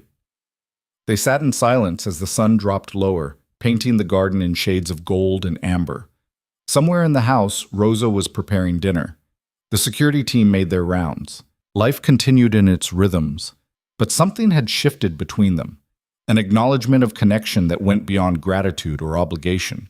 It should have frightened Ava, getting close to someone, trusting them with her fragile rebuilding heart. But sitting beside Luca in the fading light, she felt safe enough to let that fear exist without drowning in it. Come on, Luca said eventually, standing and offering his hand. Rosa will scold us if we're late for dinner. Ava took his hand, letting him pull her to her feet. His fingers lingered against hers for a moment before releasing. They walked back to the house together, not touching but somehow connected. Two damaged people finding unexpected healing in each other's company. Behind them, the garden settled into evening. Ahead, through the lit windows, Rosa moved through the kitchen with practiced efficiency, preparing a meal for the strange little family they'd somehow become. Ava didn't know what tomorrow would bring, whether she'd get the job, where she'd eventually live, how she'd continue rebuilding her shattered life. But for now, in this moment, she had enough. She had safety. She had hope. She had Luca's quiet strength beside her. It was more than enough to keep moving forward. The call came on Monday morning while Ava was helping Rosa prepare breakfast. Her phone buzzed on the counter, Diana Reeves's name appearing on the screen.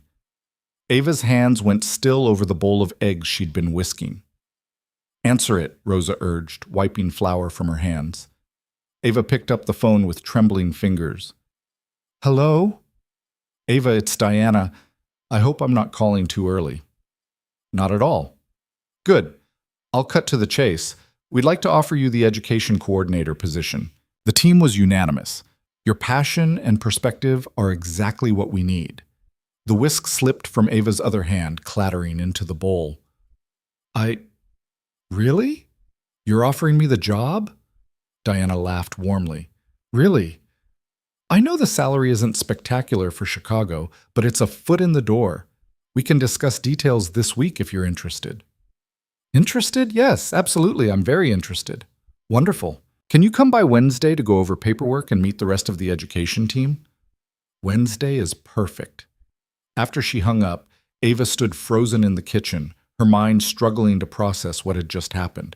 She had a job, a real job in her field, doing work she actually cared about. Well, Rosa demanded. I got it. They offered me the position.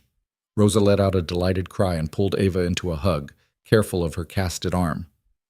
I knew it! Wait until Mr. Romano hears what?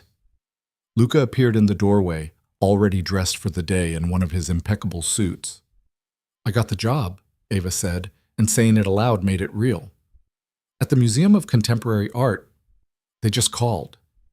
Something shifted in Luca's expression, pride, satisfaction, something softer she couldn't quite name. Congratulations. When do you start?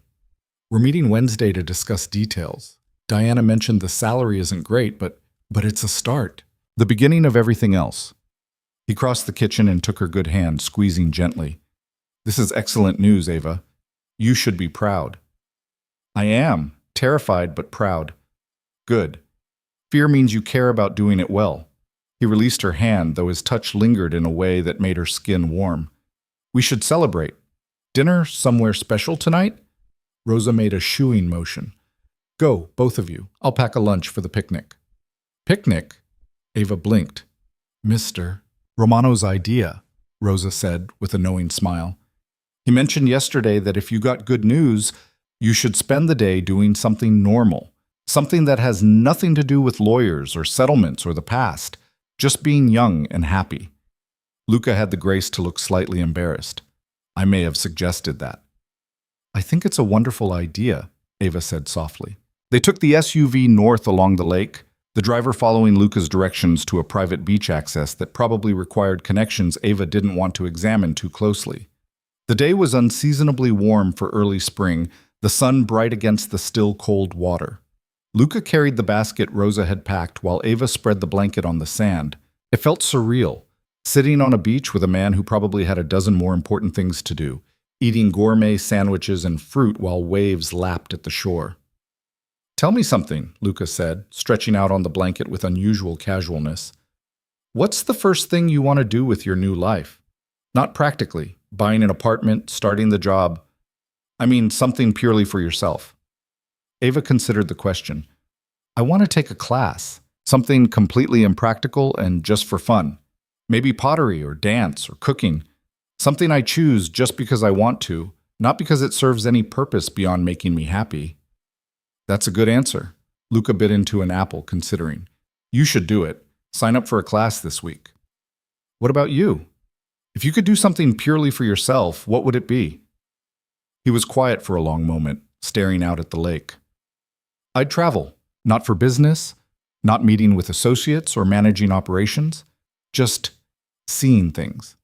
Art museums in Florence, old libraries in Prague, standing in front of buildings that have survived centuries and feeling that continuity with the past. What's stopping you? My work doesn't allow for that kind of absence. Too many pieces in motion, too many people depending on me to hold things together. He smiled without humor. I built a cage of responsibilities and locked myself inside. Very efficient, very limiting. Maybe you could take small trips, weekends away, long enough to breathe but short enough not to disrupt everything. Maybe. But his tone suggested he didn't believe it.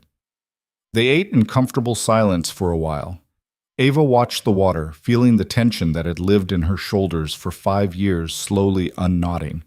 The sun was warm on her face.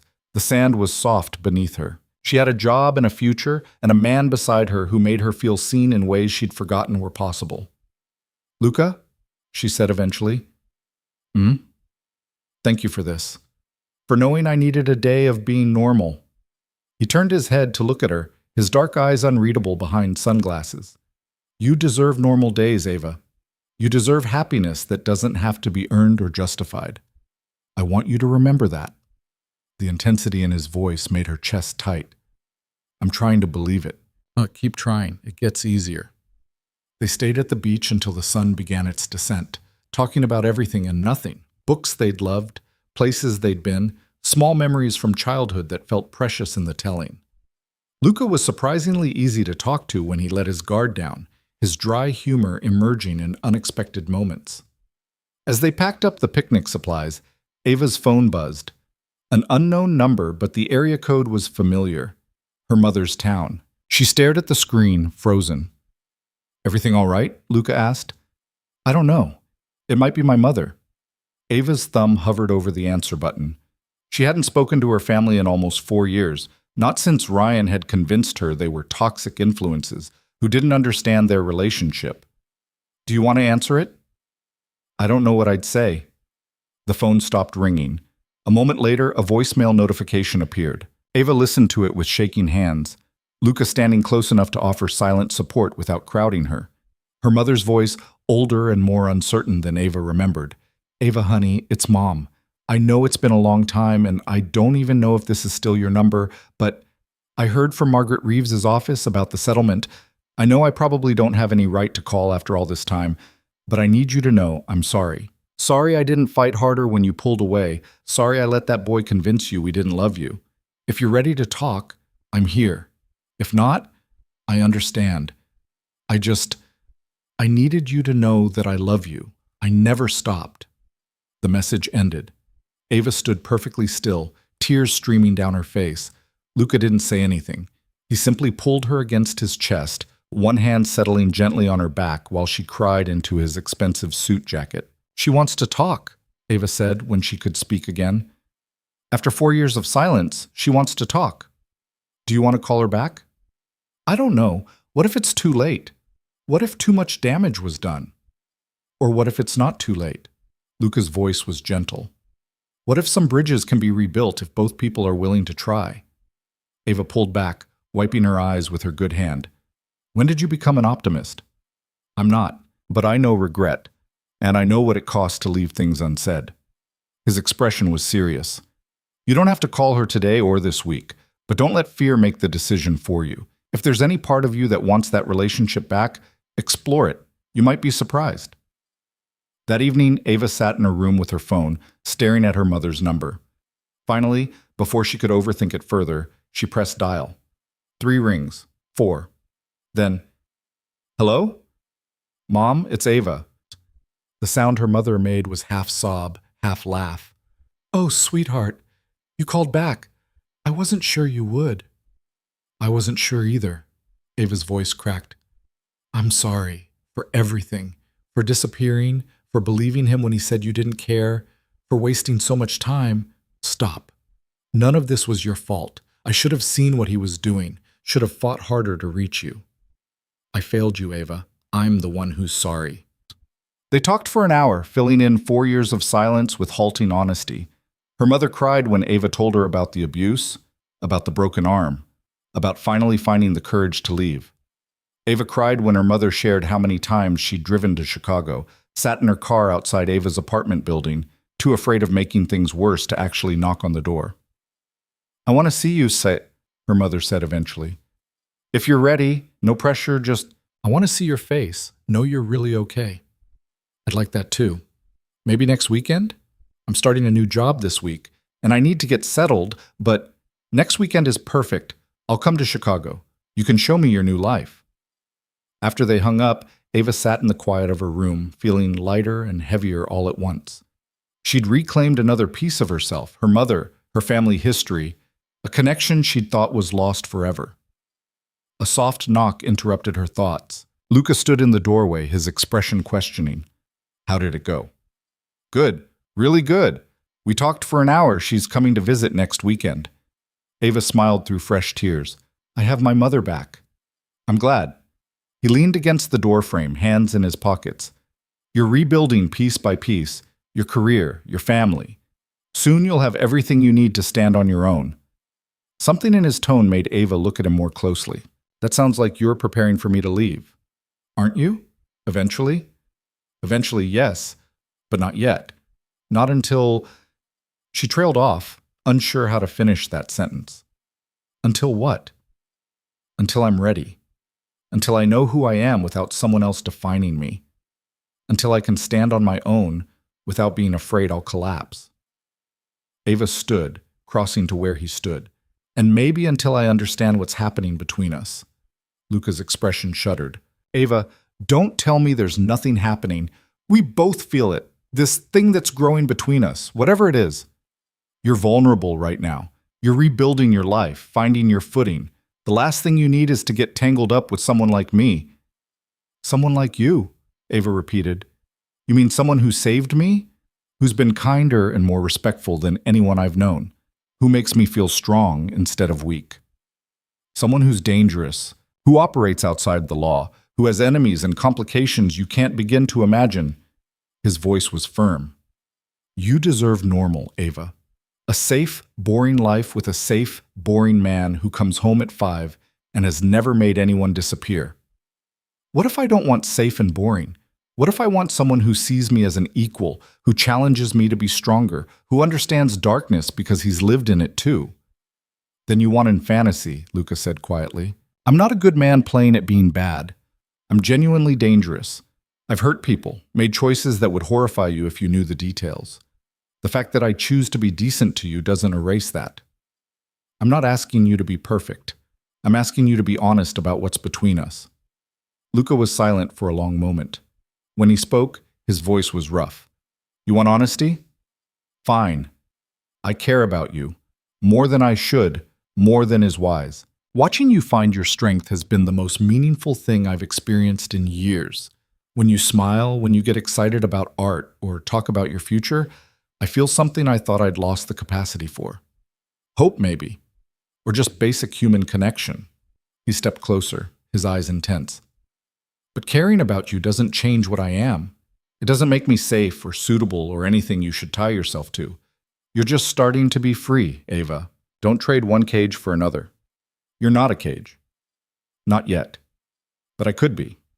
My life, my world, it consumes everything it touches. I won't do that to you. Ava reached up with her good hand, touching his face gently. He flinched slightly at the contact, but didn't pull away. What if I'm stronger than you think? What if I can make my own choices about what risks are worth taking? Then choose carefully, Luca said. Because once you're in my world, leaving becomes complicated. Is that a threat? It's a warning. From someone who cares enough to want you to have all the information before you make decisions you can't undo. They stood close enough that Ava could feel his warmth, see the conflict in his dark eyes. He wanted her, that was clear, but he was fighting it, trying to protect her from himself. I should go, he said finally, stepping back. You have a big week ahead. You need rest. Luca. Good night, Ava. He left before she could respond, his footsteps fading down the hallway. Ava stood alone in her room, her hand still tingling from touching his face, her heart racing with emotions she couldn't fully name. She'd thought Ryan had complicated her life, but this, whatever was developing between her and Luca, was infinitely more complex. Ryan had been simple cruelty dressed as love. Luca was genuine care wrapped in danger. The question was, which was more frightening? Wednesday came too quickly. Ava arrived at the museum wearing her new suit, her resume and references in the leather portfolio Luca had bought. Diana greeted her warmly and spent the morning introducing her to the education team, walking her through the programs she'd be coordinating, explaining expectations and goals. The salary was indeed modest, enough to live on in Chicago if she was careful, but nothing extravagant. Ava signed the paperwork with hands that only shook slightly, officially becoming a museum employee for the first time in her life. You start Monday, Diana said. That gives you a few days to get settled. Do you have questions? 1,000 questions, but none Diana could answer. No, I think I'm good. Excellent. Welcome to the team, Ava. I have a feeling you're going to do great things here. On her way out, Ava stopped in front of a large abstract painting in the museum's main gallery. Bold strokes of color crashed against each other, violent and beautiful simultaneously. A small plaque identified it as part of their permanent collection. Reconstruction by an artist Ava didn't recognize. She stood there for a long time, seeing her own life in those aggressive brushstrokes. Everything broken apart, colors bleeding into each other, chaos slowly finding a new order. Her phone buzzed. A text from Luca. How did it go? Official start date Monday. I'm employed. Congratulations. Dinner tonight to celebrate? Ava hesitated. After their conversation the other night, things felt charged between them, uncertain. But she missed him, missed the easy companionship they'd found before emotions complicated everything. Dinner sounds good. He took her to a small Italian restaurant tucked away in a neighborhood she'd never explored. No flashy entrance, no obvious security, but the owner greeted Luca like family and led them to a private table in the back. You own this place, don't you? Ava guessed. My cousin Antonio owns it. I'm just an investor.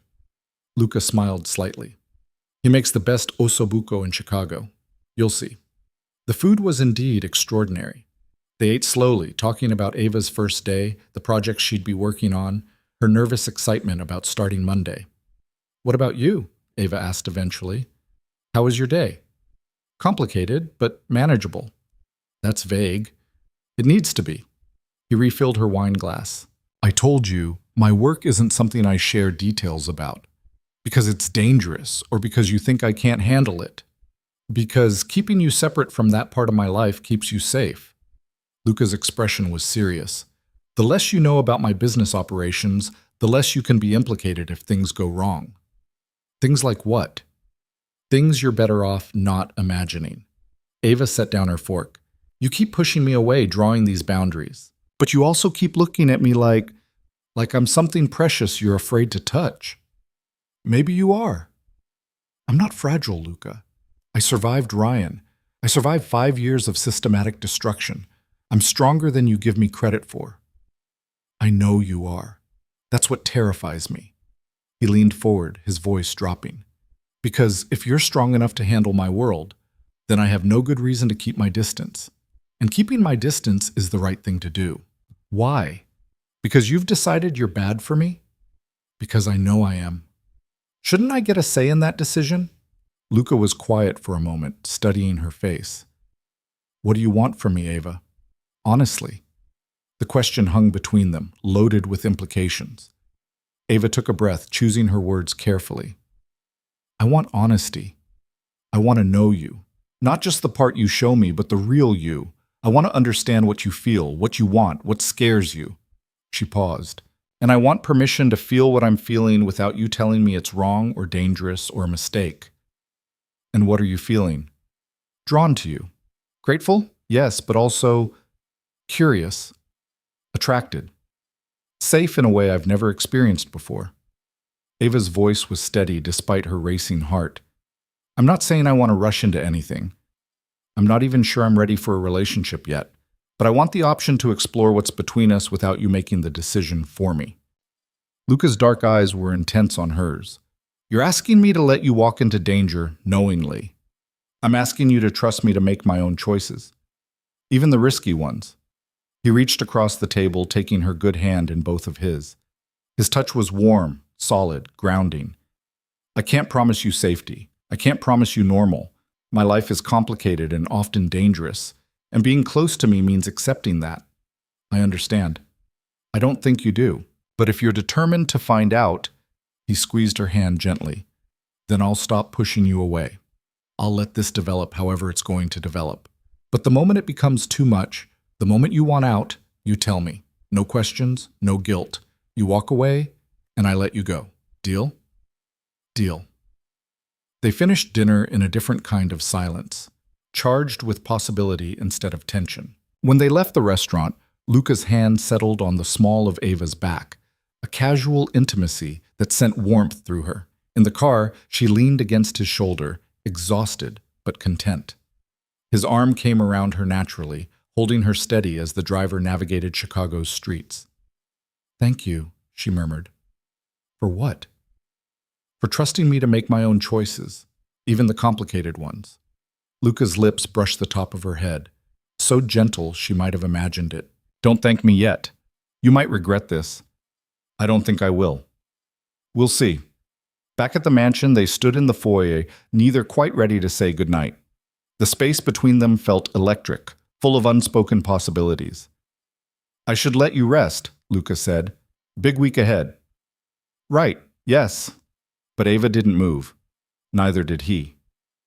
Ava, she kissed him before he could finish the sentence, rising on her toes to press her lips to his. For a heartbeat, he was perfectly still. Then his arms came around her, careful of her casted arm, and he kissed her back with the intensity that stole her breath. It wasn't gentle. It was fierce and honest, and everything she hadn't known she needed. His hands tangled in her hair, holding her close like she was something precious and dangerous all at once. When they finally broke apart, both breathing hard, Luca rested his forehead against hers. That was a terrible idea, he said. Probably. We should be smart about this. Take things slow. Definitely. I'm going to kiss you again. Good. This time was slower, deeper, a promise and a question wrapped together.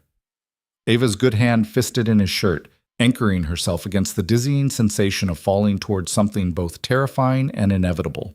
When they finally separated, Luca's expression was dazed. We really should talk about this, set boundaries, figure out what we're doing. Tomorrow, Ava agreed. Tonight, can we just... He smiled, a real smile, warm and unguarded. Yeah, we can do that. They sat in the library for hours, talking and kissing and learning each other in the quiet dark.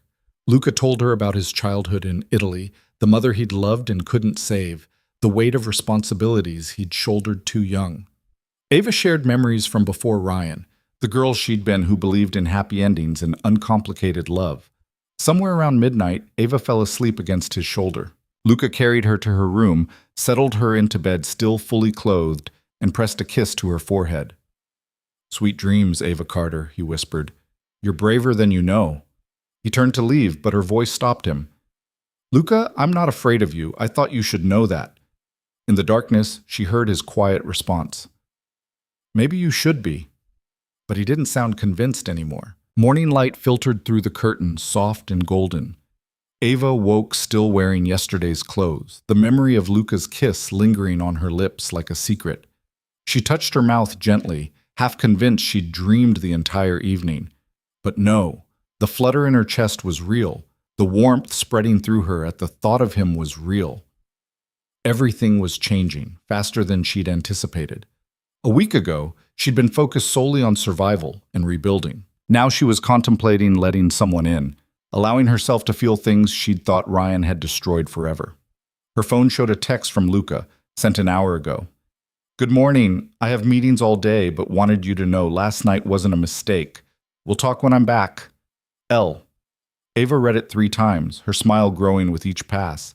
He wasn't running, wasn't pretending it hadn't happened, or claiming temporary insanity. He was facing it head on, the way he seemed to face everything. She dressed and went downstairs to find Rosa humming in the kitchen, kneading dough with practiced hands. Someone looks happy this morning, Rosa observed with a knowing smile. Do I? Like the sun finally came out after a long winter. Rosa's eyes twinkled. Mr. Romano left early, but he was smiling too. I haven't seen that particular smile in years. Ava felt her cheeks warm. We're just figuring things out. That's what they all say. Rosa shaped the dough into a loaf. He's a good man, you know, complicated, dangerous in his way, but good where it counts. He'll protect you fiercely if you let him. I'm trying to protect myself these days, stand on my own. Standing on your own doesn't mean standing alone, dear. There's a difference. Rosa wiped her hands on her apron. Now, you start that new job Monday. We should celebrate properly. What do you say to a dinner party this weekend? Your mother is visiting, yes? We'll make it special. The thought of her mother meeting Luca, of those two worlds colliding, made Ava nervous and excited in equal measure. That sounds wonderful. But Rosa, you don't have to… Hush. I want to. Besides, it's been too long since this house had real joy in it. You've brought light back to dark corners. Let me celebrate that. Ava spent the day preparing for her mother's visit, cleaning the guest suite Rosa had assigned for her, planning activities they could do together. The apartment hunting she'd intended to start could wait another week. Right now, she wanted to focus on rebuilding the relationship she'd lost. She was reviewing the museum's orientation materials when the doorbell rang. Rosa answered it, and a moment later appeared in the library doorway, looking troubled. There's someone here to see Mr. Romano. Says it's urgent business. Luca's not here. I know, but this man insists on waiting. He's… Rosa lowered her voice. He's the type Mr. Romano deals with in his other life. I don't like him being here while Mr. Romano is away. Ava stood, uncertain. Should I call Luca? Already did. He's on his way back. Rosa hesitated. The man asked about you, by name. Ice slid down Ava's spine. What did he say? Asked if you were still here, if you and Mr. Romano were close. I told him to wait outside, but a crash from the direction of the foyer cut her off. Both women rushed toward the sound. A man stood in the entrance hall, mid-40s, expensive suit, cold eyes. 2 of Luca's security team were trying to escort him out, but he'd apparently shoved past them, sending a decorative vase to the floor in pieces. I said I'll wait inside, the man said calmly. I have business with Romano, and I'm not standing on his doorstep like some errand boy. Sir, you need to leave, one of the security guards repeated. Mr. Romano will contact you when he's available. The man's eyes found Ava standing in the hallway. His smile was unpleasant. You must be the girlfriend. Ava Carter, right? The one Romano pulled out of that domestic situation? Ava's blood ran cold. How did this stranger know about her? About Ryan? I think you should leave, she said, keeping her voice steady. I'm sure you do. But Romano and I have unfinished business, and I find that men are more cooperative when their priorities are clear. He took a step toward her. You're a priority, aren't you, sweetheart? The security team moved between them instantly, but the threat hung in the air like poison. "You're making a mistake," one of the guards said quietly. "A serious one. The only mistake is Romano thinking he can back out of our arrangement because he's playing house with some broken girl." The front door slammed open. Luca stood in the entrance, and Ava had never seen him look like this, utterly calm on the surface, but radiating a danger so intense the air seemed to crackle with it. "Vincent!" One word, spoken softly, but everyone in the room went still. "You have 10 seconds to explain why you're in my home threatening someone under my protection." Vincent's bravado faltered slightly. "I wasn't threatening, just having a conversation. 9 seconds. Look, Romano, we had a deal. You were supposed to move the shipment through your warehouses, but now I hear you're backing out. 8 seconds. I'm just trying to understand if this is business or if you're letting personal entanglements cloud your judgment." Luca moved so fast, Ava almost missed it. One moment he was by the door, the next he had Vincent by the throat, slammed against the wall with controlled violence. "Let me be very clear," Luca said, his voice deadly quiet. "You don't come to my home. You don't involve civilians in business disputes, and you never ever threaten her. Are we understanding each other?" Vincent's face was turning red. He managed a strangled nod. Luca released him, stepping back. "Our deal is terminated. I'll return your deposit by end of business tomorrow. Find someone else to move your product." "You can't just—" "I can, and I did. Now get out. If I see you anywhere near this property again, if I hear you've so much as spoken Ava's name, I will make you regret every decision that led to this moment." Luca's expression was arctic. "And Vincent? I'm very creative when it comes to regret." Vincent straightened his suit with shaking hands, trying to salvage some dignity. "This isn't over, Romano. You don't walk away from deals with my organization without consequences." "Then there will be consequences. I'll handle them." Luca gestured to his security team. "Escort Mr. Vincent off the property. Make sure he understands he's not welcome back." After Vincent was removed, Luca turned to Ava. The cold fury drained from his expression, replaced by concern. "Are you all right? Did he hurt you?" "No, I'm fine, just shaken." Ava's hands were trembling. "Who was that?" "Someone I shouldn't have done business with in the first place." "My mistake." Luca ran a hand through his hair, suddenly looking tired. "Come on, we need to talk." They went to his study. Luca poured himself a whiskey, offered one to Ava. She accepted it, needing something to steady her nerves. "This is what I meant," Luca said quietly, staring into his glass. "This is the reality of my world. Dangerous men with dangerous agendas, and anyone close to me becomes a potential target or leverage point. He knew about me. About Ryan. Information is currency in my business. People find out things, use them as tools." He looked at her, his expression pained. "I'm sorry you had to experience that. I should have anticipated Vincent might try something like this." "What did he want? What deal were you backing out of?" Luca was quiet for a moment. Then he sighed. "Vincent runs a smuggling operation. High-end art, antiquities stolen from war zones, that sort of thing. He wanted to use my warehouses as temporary storage before moving pieces overseas. I agreed before—" He gestured vaguely. "Before you. Before I started thinking about what kind of man I want to be versus what kind I've been." Ava absorbed this. "You're backing out because of me?" "I'm backing out because that particular business crosses lines I'm not comfortable with anymore. Smuggling weapons or drugs. That's one thing. But stolen art, pieces with historical and cultural value being sold to private collectors who will hide them away forever." He shook his head. "You made me remember why those things matter. I can't be that person and be someone worthy of you." "Luca, let me finish." He set down his glass and crossed to her. "Vincent won't be the last person who tries to use you to get to me. My enemies will see you as a weakness, something they can threaten or hurt to make me bend. That's the reality of being close to me. And I need you to understand that before we go any further." Ava stood, meeting his eyes directly. "I understand. I'm not naive enough to think dating you would be simple or safe. But I'm also not fragile enough to break at the first sign of danger. You shouldn't have to deal with danger at all. You've had enough. Stop deciding what I can handle." Her voice was firm. "Yes, Vincent scared me. But Ryan terrified me every single day for 5 years. The difference is, with you, I'm not facing the threat alone. You protected me. Your team protected me. That's not weakness, it's strength. Luca cupped her face gently, his thumb brushing her cheekbone. You're extraordinary. You know that? I'm learning to believe it. He kissed her then, soft and reverent, like she was something precious he was afraid of breaking. Ava melted into him, her good arm wrapping around his neck, anchoring them together. When they separated, Luca rested his forehead against hers. I'm falling for you, Ava Carter. Probably have been since that rainy day when you looked at me like I was a mystery you wanted to solve. I'm falling for you too, even though you're complicated and dangerous and completely wrong for me on paper. Especially because of those things? Maybe, she smiled. I'm done with safe and conventional. It didn't protect me before. At least with you, the danger comes with honesty. I'll always be honest with you. That's a promise. Then honestly, what happens now?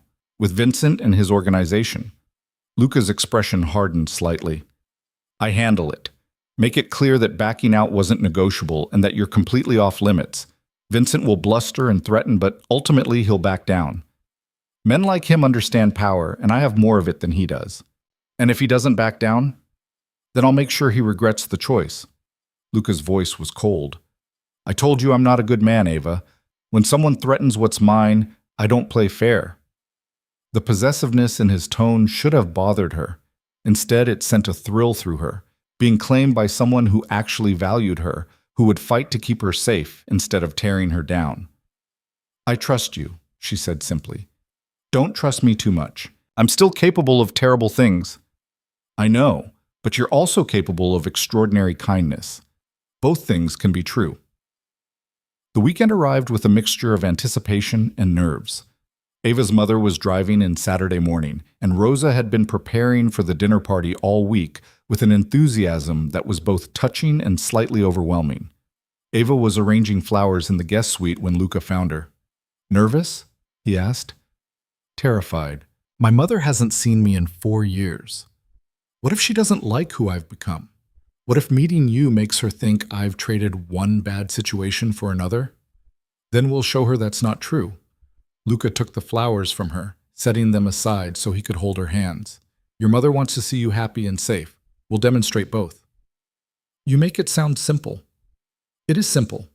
We're just two people who care about each other, navigating complicated circumstances. That's a story she can understand. The doorbell rang at 11. Ava's heart jumped into her throat as she heard Rosa greeting someone in the foyer. Then her mother's voice, familiar and beloved after years of silence. Ava, sweetheart, where are you? Ava rushed to the entrance, and there she was, older than Ava remembered, more gray in her hair, but the same warm eyes and gentle smile. Mom. They crashed together, both crying, 4 years of distance dissolving in an instant. Her mother held her tight, careful of the casted arm, murmuring words Ava couldn't quite make out through her own sobs. When they finally pulled apart, her mother cupped Ava's face, studying her intently. Let me look at you. Are you really okay? I am, better than I've been in years. Her mother's gaze found the cast. Margaret told me some of what happened.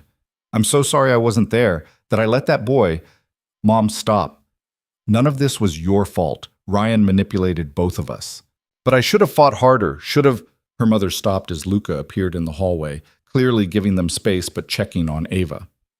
Ava saw her mother take in his expensive suit, his commanding presence, the way he looked at Ava with open concern. Protective instincts flared in her mother's eyes. Mom, this is Luca Romano. Luca, my mother, Patricia Carter. Luca extended his hand. Mrs. Carter, Ava's told me wonderful things about you. I'm glad you could visit. And Patricia shook his hand warily. Mr. Romano, I appreciate you, helping my daughter in her time of need. It was my honor. Luca's tone was respectful, not at all the cold authority Ava had heard him use with Vincent. Please, make yourself at home. Rosa has prepared the guest suite for you. Ava can show you around, and we'll have lunch when you're ready. He excused himself tactfully, leaving mother and daughter alone. Patricia watched him go, then turned to Ava with questioning eyes. He seems intense. He is. But he's also been incredibly kind to me, Mom. He's not what you're probably thinking. And what am I thinking? That I've jumped from one controlling man to another. Ava took her mother's hand. Come on, let me show you the guest suite and we can talk. I'll tell you everything. Over the next few hours, Ava shared the full story. The abuse, the escape, Luca's intervention, the settlement, her new job. She watched her mother's expression shift from horror to relief to cautious hope. And you and Mr. Romano... Luca, you're involved romantically? Patricia asked carefully. We're figuring it out. I know it seems fast, but Mom, he's nothing like Ryan. He doesn't try to control me or isolate me. He encourages my independence, helps me build my own life. He's complicated, and yes, probably dangerous in his own way, but he's honest about it. And he treats me with more respect than anyone ever has. Patricia was quiet, processing. I just don't want to see you hurt again, sweetheart. You've been through so much. I know, and I'm being careful, I promise. But I'm also letting myself feel things I thought Ryan killed in me. Hope, attraction, trust. That has to count for something. It does. Patricia squeezed her hand. I just want you to be happy and safe. I'm both. For the first time in years, I'm both. The dinner party that evening was intimate. Just Ava, her mother, Luca, and Rosa, who insisted on being included as family rather than staff. The dining room glowed with candlelight, and Rosa's cooking was extraordinary as always. Ava watched her mother slowly warm to Luca as the evening progressed. He was charming without being overbearing, asking about Patricia's life, her work, sharing stories about his own mother that clearly resonated. He was careful not to be too familiar with Ava in front of her mother, respecting the delicacy of the situation. Over dessert, Patricia finally addressed the elephant in the room. Mr. Romano, Luca, I need to ask you something directly. Of course. What are your intentions toward my daughter? Luca didn't flinch from the question. To support her as she rebuilds her life.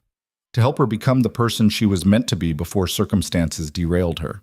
And if she'll allow it, to be part of her future in whatever capacity she's comfortable with. That's very diplomatic. It's honest. Luca glanced at Ava, then back to Patricia. I care deeply for your daughter, but I'm also aware that she's in a vulnerable transition period. I won't push her into anything she's not ready for. Her healing and independence come first. Even if that means stepping back? Especially if that means stepping back. Patricia studied him for a long moment, then nodded slowly. All right, I can respect that. She turned to Ava. You seem happy, sweetheart. Really happy. That's what matters. After dinner, Ava walked her mother to the guest suite. At the door, Patricia pulled her into another hug. I missed you so much, Patricia whispered. Every day I wondered if you were okay, if I'd ever see you again. I missed you too, Mom. I'm sorry I let Ryan convince me you didn't care. Never again. Promise me, no matter what happens, you won't let anyone cut you off from family again. I promise. Patricia pulled back, smiling through tears. He's good for you, isn't he, Luca? Yeah, he really is. Then I approve. Cautiously, but I approve. Patricia touched Ava's face gently. Just promise me you'll keep choosing yourself first. Don't lose who you are for anyone, even someone who treats you well. I won't. I'm learning what that means finally, choosing myself. Over the next few weeks, Ava's new life took shape with increasing solidity. She started her job at the Museum of Contemporary Art, throwing herself into programming with enthusiasm her colleagues found infectious. Diana praised her fresh perspectives, her ability to connect with visitors who felt intimidated by contemporary art. Her mother visited twice more, their relationship rebuilding through long phone calls and shared meals. Patricia met Ava's coworkers, saw the apartment listings Ava had started seriously considering, witnessed her daughter's growing confidence. The cast came off after 6 weeks. Ava stared at her bare arm, flexing fingers that felt strange after so long encased in fiberglass. The doctor pronounced her healed, prescribed physical therapy to rebuild strength. It'll be good as new eventually, the doctor assured her. You might have some residual stiffness, but with therapy you'll regain full function. Luca had driven her to the appointment, waited patiently through the examination. As they left the hospital, Ava held up her arm, examining it in the afternoon light. Strange, isn't it? She said. Physical evidence of that night just gone, like it never happened. But it did happen. Luca took her newly freed hand, and you survived it.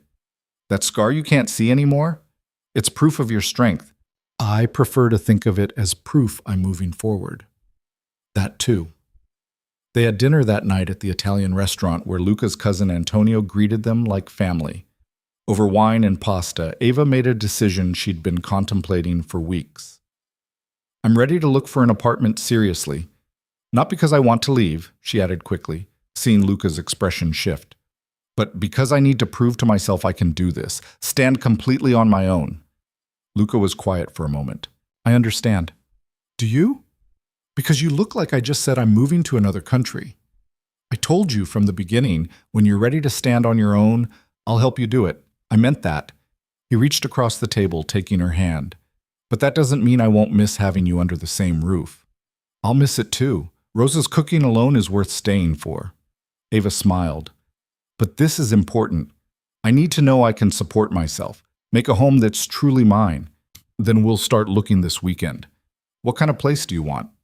They spent Saturday touring apartments across the city. Most were too expensive, too small, or in neighborhoods that felt wrong. Ava was getting discouraged when the realtor showed them a studio in a renovated building near the museum. It was small but charming, exposed brick, tall windows, a tiny kitchen that somehow felt cozy rather than cramped. The building had security, the neighborhood was safe, and Ava could walk to work. What do you think? The realtor asked. Ava stood in the center of the space, turning slowly. She could picture her life here, books on those shelves, her bed by that window, morning coffee in that kitchen, a life that was completely, utterly hers. I love it. The application process was straightforward with Luca's connections, though Ava insisted on using her own income and savings for the deposit. She wanted this to be something she'd accomplished independently. 2 weeks later, she signed the lease. The apartment was hers. Moving day was bittersweet. Ava hadn't accumulated much during her stay at Luca's mansion. Most of her belongings were still things from her old apartment that Margaret had arranged to retrieve. But Rosa insisted on sending her with kitchen supplies, linens, and enough food to stock her refrigerator for weeks. You come back for dinner any time, Rosa said firmly, hugging Ava tight. This is still your home too. I will. I promise. Luca helped her move boxes, assemble furniture, hang curtains. As the afternoon wore on and the apartment took shape, Ava felt pride swelling in her chest. This was hers. She'd earned it, chosen it, created it from nothing. As evening fell, Luca prepared to leave. They stood at the door, neither quite ready to say goodbye to this chapter. Thank you, Ava said, for everything. For saving me, protecting me, giving me space to find myself again. You saved yourself, Ava. I just provided a safe place to land while you figured things out. You were more than that. You are essential. Luca pulled her close, kissing her softly. I'm proud of you. This apartment, your job, rebuilding your relationship with your mother. You've recreated your entire life in a matter of months. With a lot of help. But the strength was all yours. He touched her face gently. I'll see you tomorrow? Tomorrow. I'll cook you dinner. Prove I learned something from Rosa. After he left, Ava stood in her empty apartment, her apartment, and let herself feel the full weight of what she'd accomplished. 6 months ago, she'd been trapped in a bathroom, certain she was going to die. 3 months ago, she'd had nothing but a broken arm and borrowed clothes. Now she had a job she loved, an apartment that was hers, a mother who'd forgiven the lost years, and a man who treated her like she was extraordinary. She'd gone from surviving to living, from victim to survivor to something beyond both. She was simply Ava again, but a stronger version, one who knew her own worth. The next few months passed in a blur of contentment. Ava threw herself into her work, developing programs that brought art education to underserved communities. She took a pottery class at a community center, laughing at her lopsided bowls but loving the creative process. She had regular dinners with her mother, rebuilding their relationship one conversation at a time, and she fell more deeply in love with Luca Romano. They were careful with each other at first, both aware of the baggage they carried. But gradually, trust deepened into something more profound. Luca showed her parts of his world he'd kept hidden, Not the dangerous business, but the legitimate enterprises he was slowly building. His plans to transition away from the shadowy edges of his empire. "I've been doing this so long, I forgot there were other options," he told her one night. "But watching you rebuild your life, choose a different path, it made me think I could do the same." "What would you do? If you could do anything?" "Architecture. Urban development that actually serves communities instead of displacing them." He smiled self-deprecatingly. "Probably naive, but I'd like to try." "Then try.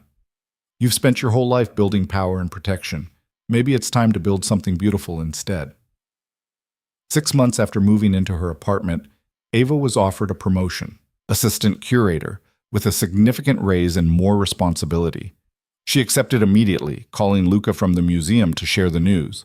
"I'm so proud of you," he said, and she could hear the genuine joy in his voice. "We're celebrating tonight, somewhere special." He took her to the Art Institute, arranged a private tour after hours through his connections. They wandered the galleries in the quiet evening, Ava explaining the paintings she loved while Luca listened with focused attention. In front of a Monet, soft brushstrokes creating light from chaos, Luca turned to her. "I love you, Ava Carter. I've been trying to find the right moment to say it, but I realize there's no perfect time. I just love you, and I want you to know."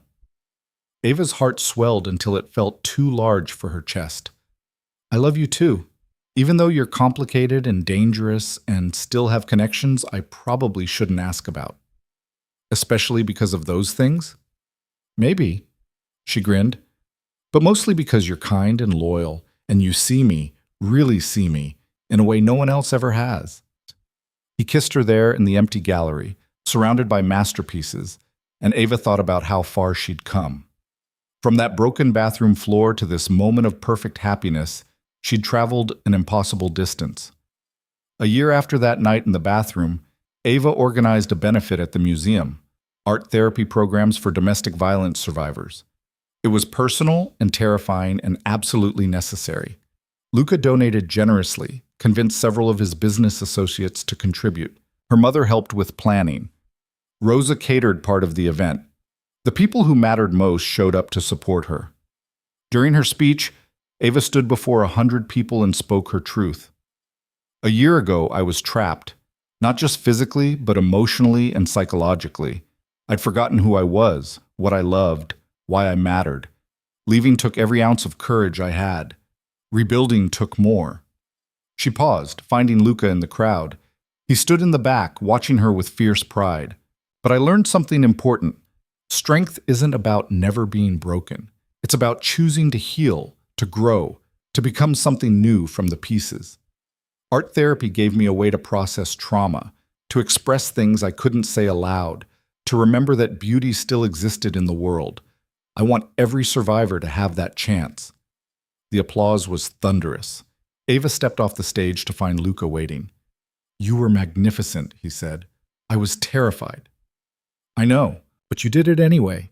That's what courage is."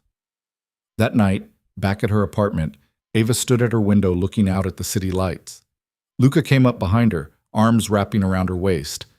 "What are you thinking about?" he asked. "How strange life is. How one phone call can change everything. How the worst night of my life led to the best year. Do you regret any of it? The pain, the difficulty?" Ava considered the question seriously. "I regret Ryan. I regret the years I lost, the person I became under his control. But I don't regret what came after. Leaving him, calling you, rebuilding from nothing. That taught me who I actually am when everything else is stripped away." "And who are you?" She turned in his arms, meeting his eyes. "Someone strong, someone worthy of love and respect, someone who can stand on her own but chooses to stand with you." Luca kissed her softly. "I'm going to marry you someday, Ava Carter. Fair warning." "Is that a threat or a promise?" "Both." "Good." She smiled against his lips. "But ask me properly first. I've earned a real proposal." "You've earned everything." His voice was serious. "I'll make sure you never doubt that again."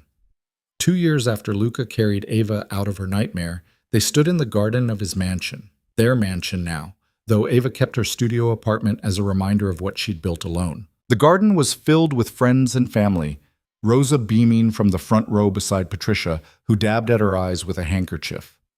Ava wore a simple white dress, her hair loose, her arm, fully healed now, holding a bouquet of wildflowers.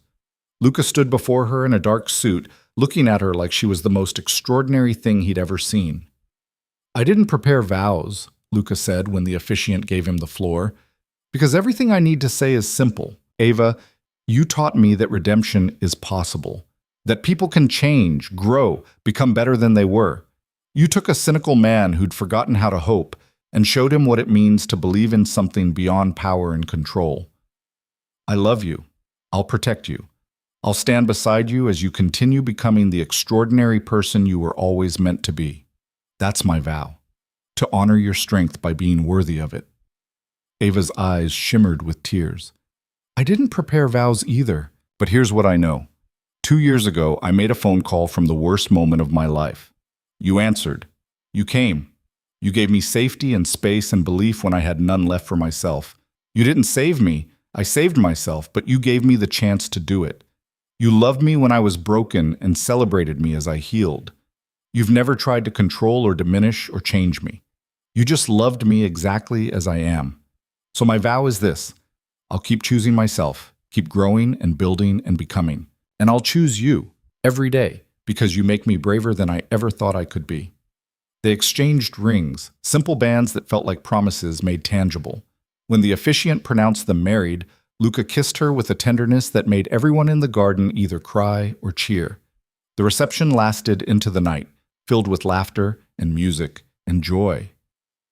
Ava danced with her mother, with Rosa, with colleagues from the museum, but mostly she danced with Luca, his arms around her, his voice low in her ear telling her all the ways he planned to make her happy.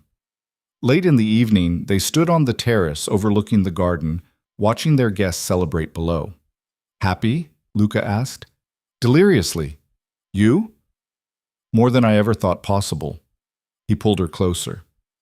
"Thank you for taking a chance on a dangerous man with a questionable past. Thank you for seeing past the broken parts to who I could become. You were never broken, just healing." Ava leaned her head on his shoulder, feeling complete in a way she'd never experienced. This was what love was supposed to be: partnership, respect, growth. Not control or fear or walking on eggshells, but two people choosing each other freely, celebrating each other's strength. "I love you, Luca Romano."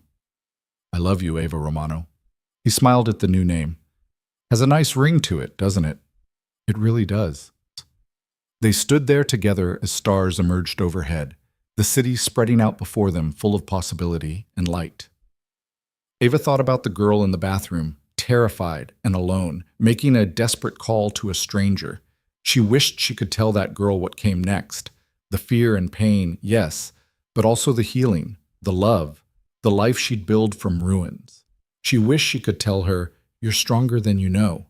You'll survive this. And someday, you'll stand on a terrace with the man you love, completely free, and realize that the worst night of your life led you exactly where you were meant to be. But that girl had to find out for herself, just like Ava had to make the hard choices, do the difficult work of healing, learn to stand on her own before she could truly stand with someone else. The journey had been painful and terrifying and absolutely worth it, because now Ava Carter Romano stood in the life she'd claimed for herself. Successful career, loving family, a partner who celebrated her strength rather than trying to break it. She'd gone from victim to survivor to something beyond both. She was simply herself, fully and completely, with nothing left to prove and everything left to experience. And that, Ava thought, as Luca kissed her under the stars, was the truest freedom of all.